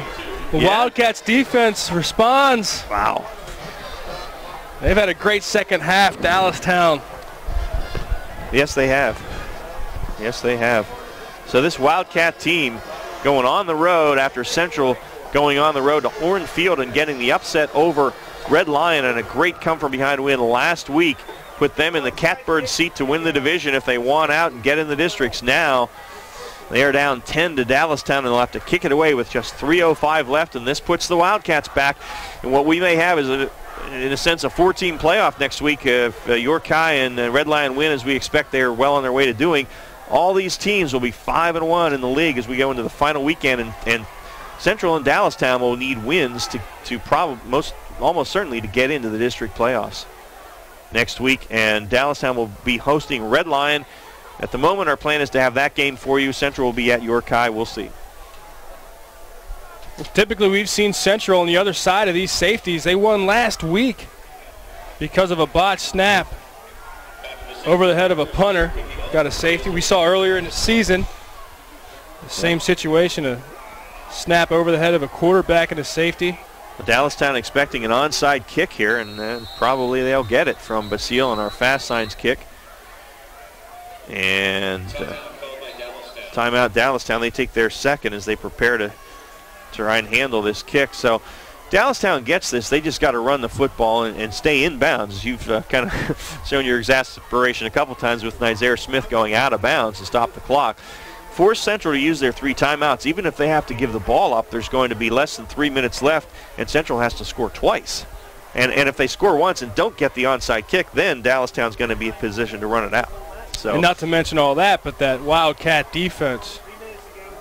Looks like they really figured out the Panthers. Well, I'll tell you what, and you go back to that pass at midfield that Santiago was, as you mentioned, an inch or two away from pulling in on first down. Beulah laid it right out there for him at midfield, had a step on the defender, Jordan Cook. Now, I don't know that he would have scored because he'd have to slow up to catch it, and Cook was there. But at worst, it would have been a first down across midfield for the Panthers, and he was unable to bring that one in. And then the next play, the sack in the end zone by Figdor and the safety, puts us in the Dallastown 10-point lead with 3:05 left. Excuse me. We talked about Basile being a talented field goal kicker. Knows how to use that foot. See what he has up his sleeve for an off. Dallastown has 10 guys up anticipating this onside kick. Basile approaches it now and kicks it. Only pooches it. And a fair catch, diving fair catch called and made by Jordan Cook at the 44. And that was a heads-up play by him because that's a free ball. If he doesn't field that thing, Central can pick it up and go. So a good attempt by the Panthers, but a heads-up play by Jordan Cook. And Dallastown has it at their own 44. 1st and 10, 3:05 left. The Panthers, all their timeouts, they're going to have to burn them here. Really a nice kick there by Basile. Yeah. It's about right where you want it. Yep.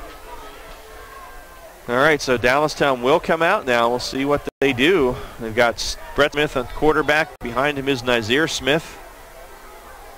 And here's the handoff to Smith. Up the middle, of course, Central trying to pull that ball out. Smith gets 4. It'll be 2nd and 6, and Central calls the timeout. Reed Hirschner on the stop. It'll be 2nd down and 6. Put the clock down to 2:58 now. And again, Central with 2 more timeouts, then that is it.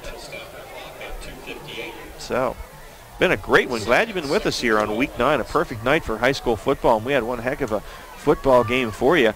Got some scores here as we can. Littlestown defeats Bermuda in 2017, so the Bolts come back. Martinsburg defeats Eastern York 41-0. York Catholic 35-0 over Fairfield in the 3rd, so the Irish will roll. They'll just have York Tech next week. If they win that, the Irish will get into the D3 AA playoffs probably as the top seed. Hanover leading Biglerville 41-28 in the 4th. If the Nighthawks win, they'll have a shot at a winning season next week. Northeastern defeats Southwestern 27-13, so Northeastern goes to 5-4. Red Lion over Spring Grove 49-20, so the Lions now go to 8-1. 5-1 in the league. Susquehannock defeats Kennerdale 49-21. They are undefeated in league play, as is Dover. The Eagles come back to defeat West York 28-20. Bulldogs lose 2 games in a row in the 4th quarter. That's tough. All right, here we go. Jordan Cook in at quarterback now on 2nd down and 6. He hands it to Nazir Smith, and Smith dives to the 50. Hirschner again on the stop, gain of 2. The clock is stopped, and it's going to be 3rd down and 4. And Central with 1 timeout remaining. So next weekend, next Friday night in Glen Rock, Dover and Susquehannock will play for the Division II championship. They're both 5-0. York, the last score we have is halftime leading New Oxford 42-14. We assume that the Bearcats from that one, they'll be 5-1. And if this holds up, we'll have 4 teams at 5-1 in Division I. It's York Tech 48-0 as the Squires go to 7-2, and Gettysburg over Suburban 55-26. So that's your York Traditions Bank scoreboard. So 3rd down here. Central, of course, needs the stop, take their final timeout, get the ball back with, well, I don't know. We'll see if Dallastown may go for it on the 4th. I don't know. You'd think they'd punt it, make Central go the long field if they don't pick it up here. But Central then out of timeouts and needing to score twice with less than 3 minutes left. But so far, their plan working for the Panthers. Yeah. 3rd and 4 for the Wildcats. Just need to stop here on defense. Brett Smith back in at quarterback now. He's got Strine and Nazir Smith in the backfield behind him. Panthers crowd the line with 8 guys. Brett Smith takes the snap, gives it to Nazir Smith. Up the middle he goes. He's got the 1st down and more, and Smith is going to go. He is going to take this in. He broke through the initial line. There was nobody there as the Panthers had to crowd the line, and Nazir Smith goes 50 yards on the carry, and for the 5th time tonight, he is into the end zone. What a night he has had, and that wraps it up for the Dallastown Wildcats. With 2:43 left, they go up 48-32, and they will go to 7-2 on the year and 5-1 in the league. Central going to have 3 losses overall, and they're going to have a tough time getting into the district playoffs, perhaps. Wow. Mitchell Groves, extra point flag flies. Extra points have really been something tonight, but so much positive to talk about. Offside against the defense. This has been a heck of a football game. So Dallastown answered the bell when they needed to, and they're going to play for Red Lion for shot of the Division at worst a tie for, well, it will be a tie for the division title because either Central or York High will win, so they'll be tied. But also Dallastown, if they win next week, they'll be in the district playoffs. And the PAT by Grow is good. So 2:43 left, Dallastown 49, Central 32. We're back right after this. Watt Barbershop has 2 barbers with over 75 years of combined expert experience. Watt Barbershop has 2 licensed barbers who have done hair replacement demonstrations all over the country. There's only one answer, and that's Iacono's. Located at 2030 South Queen Street in York, this family-owned business has been serving York since 1972. For hair replacements, for chemo and fashion wigs for men and women, for a relaxing grooming experience, and for the best in the business, visit or call Iacono's at 854-8258. First in York, first in sports. Sports Radio 1350, WOIK. Well, we are back here. I was trying to add up Nizer Smith's yards. We'll have to get that in a moment. But Smith added 50 to that total on that score, and we'll get our recap here. We're going to need an Excel spreadsheet to calculate how many yards he's had tonight. On that last drive for the Wildcats, 3 plays. They cover 56 yards, capped off with a 50-yard touchdown run. And Nizer Smith does the honors for his 5th rushing touchdown tonight. Here's the fast signs kick from Mitchell Grow, and it's deep, and it will sail into the end zone, so a touchback.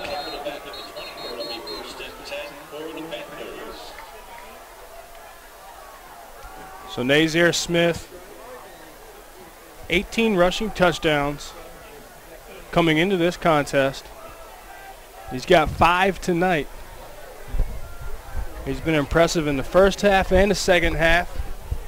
You can tell he's the fastest guy on the field. He sees a little bit of real estate, and he's gone. I have him for 371 yards tonight. Unofficial, of course, but close. 31 carries and 371 yards and 5 touchdowns. So the Panthers now in desperation mode, down 10 points, 2:43 left. Probula will be going to the air, but may be in vain, we would assume here. Well, actually they don't. They hand it off to Collins, I believe that was. Chris Collins got a yard, and it's going to be 2nd down. So yeah, I think Josh Oswalt perhaps understanding this one's out of hand because he has no timeouts left. Even if they score, they can't stop the clock now, so Dallastown could pretty well run it out. So it'll be 2nd and 9, and we're down to 2:20. So Central will go to York next week, and they'll be playing for to have any shot at making the districts. They will have to win that one for sure and probably get some help. And this knocked them. They can still tie for the division championship, though, so that is definitely there. And straight ahead we go with, I believe, Hunter Werner. And he's out to the 25. Oh, I'm sorry, that's Alloy in there. Devin Alloy. So he gets 4 to the 25, and it's going to be 3rd down and a short 5 from there. Clock down to 1:40. So, well, not the senior night the home folks wanted, although it was quite an entertaining contest here this evening. And Probula will throw on 3rd down now. Has a lot of time, fires it, and gets it out to Justin Krentz, I believe, and he's going to have a 1st down to the 31-yard line. Krentz's first catch tonight. Yeah, Oswald doesn't want to risk it, try to expose hitting his players, maybe getting an injury. Right. K. Probula comes out. Well, he had a heck of a game, and it's Kyle Funtz is in there now at quarterback. So Probula is a junior. He'll be back next year, but a lot of seniors on this Panther team, a lot of seniors. And Funtz is going to keep it on the quarterback keeper, and he's out to the, runs hard out to the 40-yard line, gain of about 8 to the 39, and he's 2nd down and 2 from there. Nathan Downey on the stop. So we go under a minute now, 38 seconds. This will probably be our final play of the game if they stay in bounds here. They won't have to snap it again. Funtz is going to throw.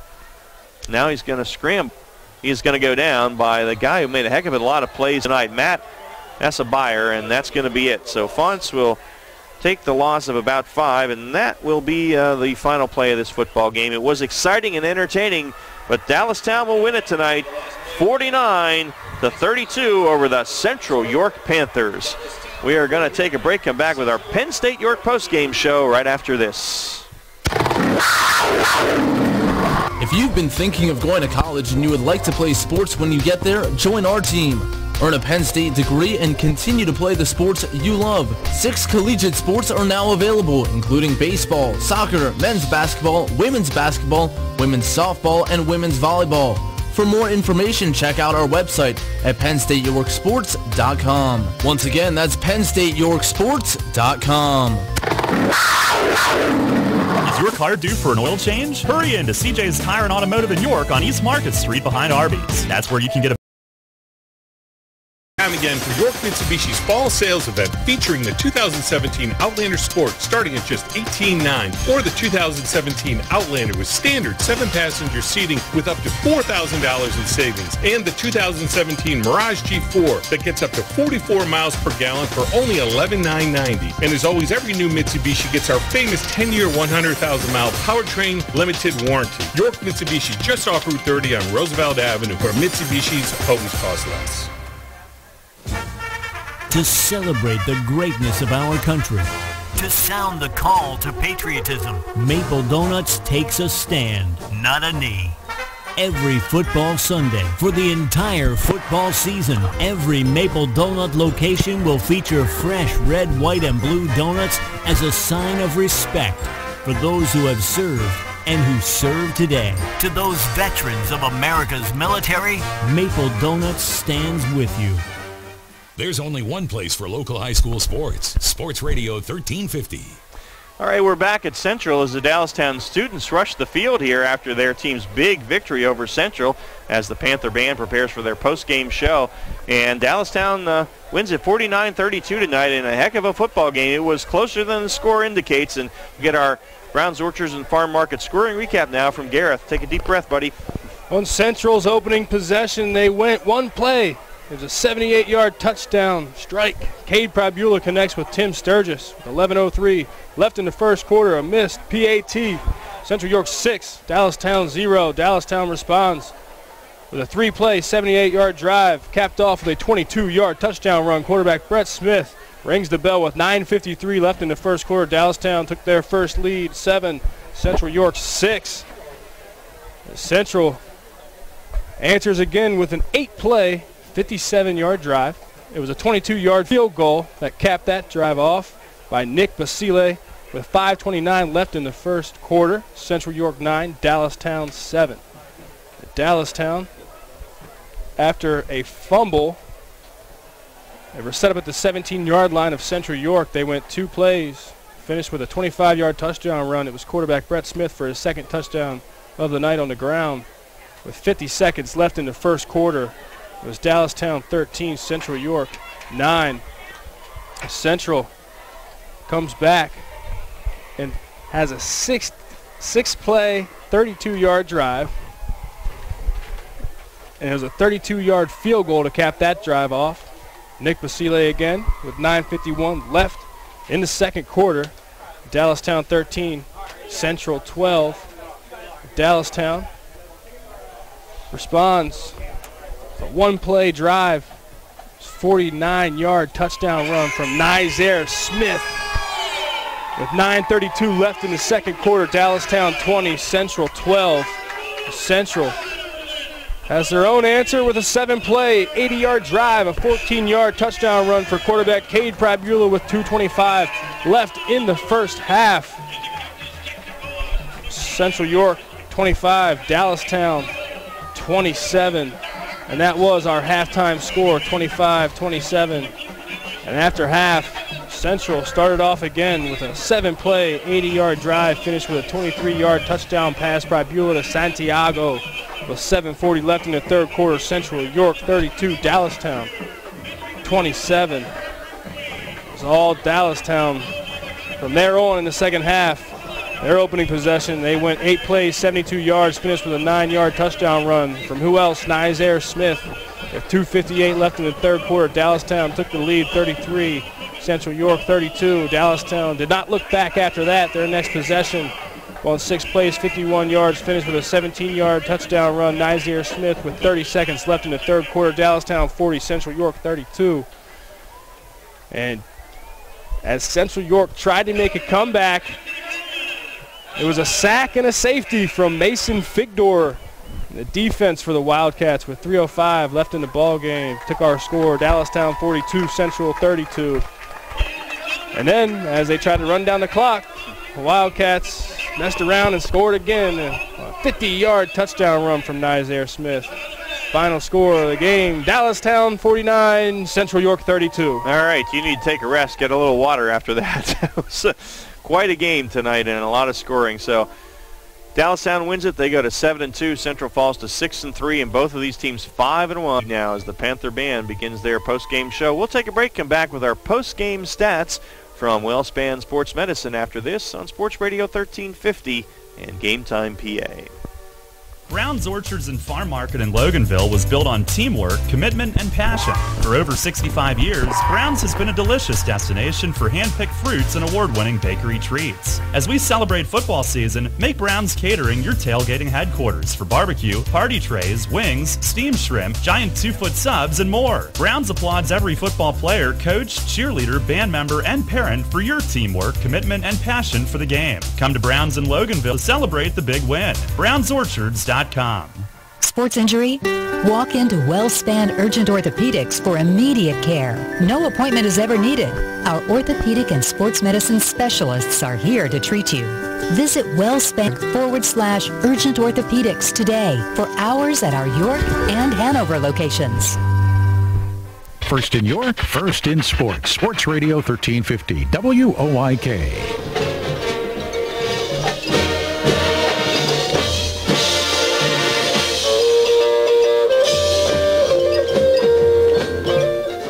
All right, the Central Band outperforming for the fans, although a bit of subdued crowd here tonight because it was senior night and they were looking for great things, and it was a great game, but they come up on the short end of a 49-32 score to the Dallastown Wildcats. So our post-game stats now from WellSpan Sports Medicine for Central. On the ground, Will Van Dyke, 8 carries, 57 yards. Hunter Werner, 12 carries, 65 yards. Cade Prabula from the QB spot, 10 carries, 46 yards, and a 14-yard touchdown.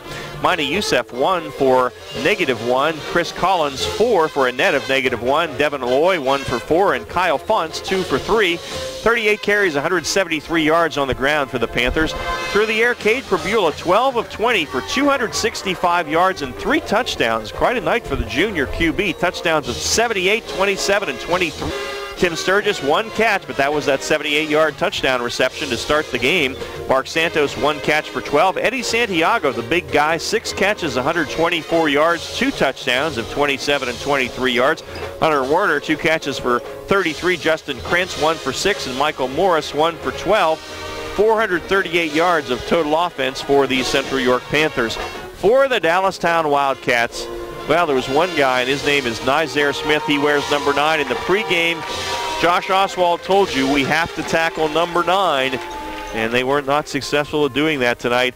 A career game for this young man, 31 carries, unofficially 371 yards on the ground, and 5 touchdowns for the junior running back from Dallastown. Brett Smith, the QB, 11 carries, a lot of them exciting scrambles, 104 yards. He had 2 touchdowns. Nizier's touchdown runs were 49, 90, 9, 17, and 50 yards.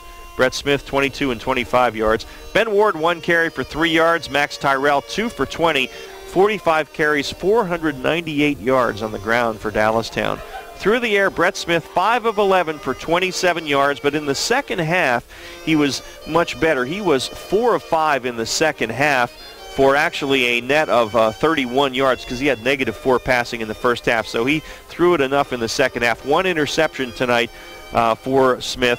Max Tyrell had 3 catches for 23 yards, and Josh Ray is 2 for 4. So 525 yards of total offense for the Dallastown Wildcats. Central Band will take us to our final break. We'll have our scoreboard show from York Traditions Bank and our neighborhood Sure Save Markets player of the game as Dallastown wins it 49-32.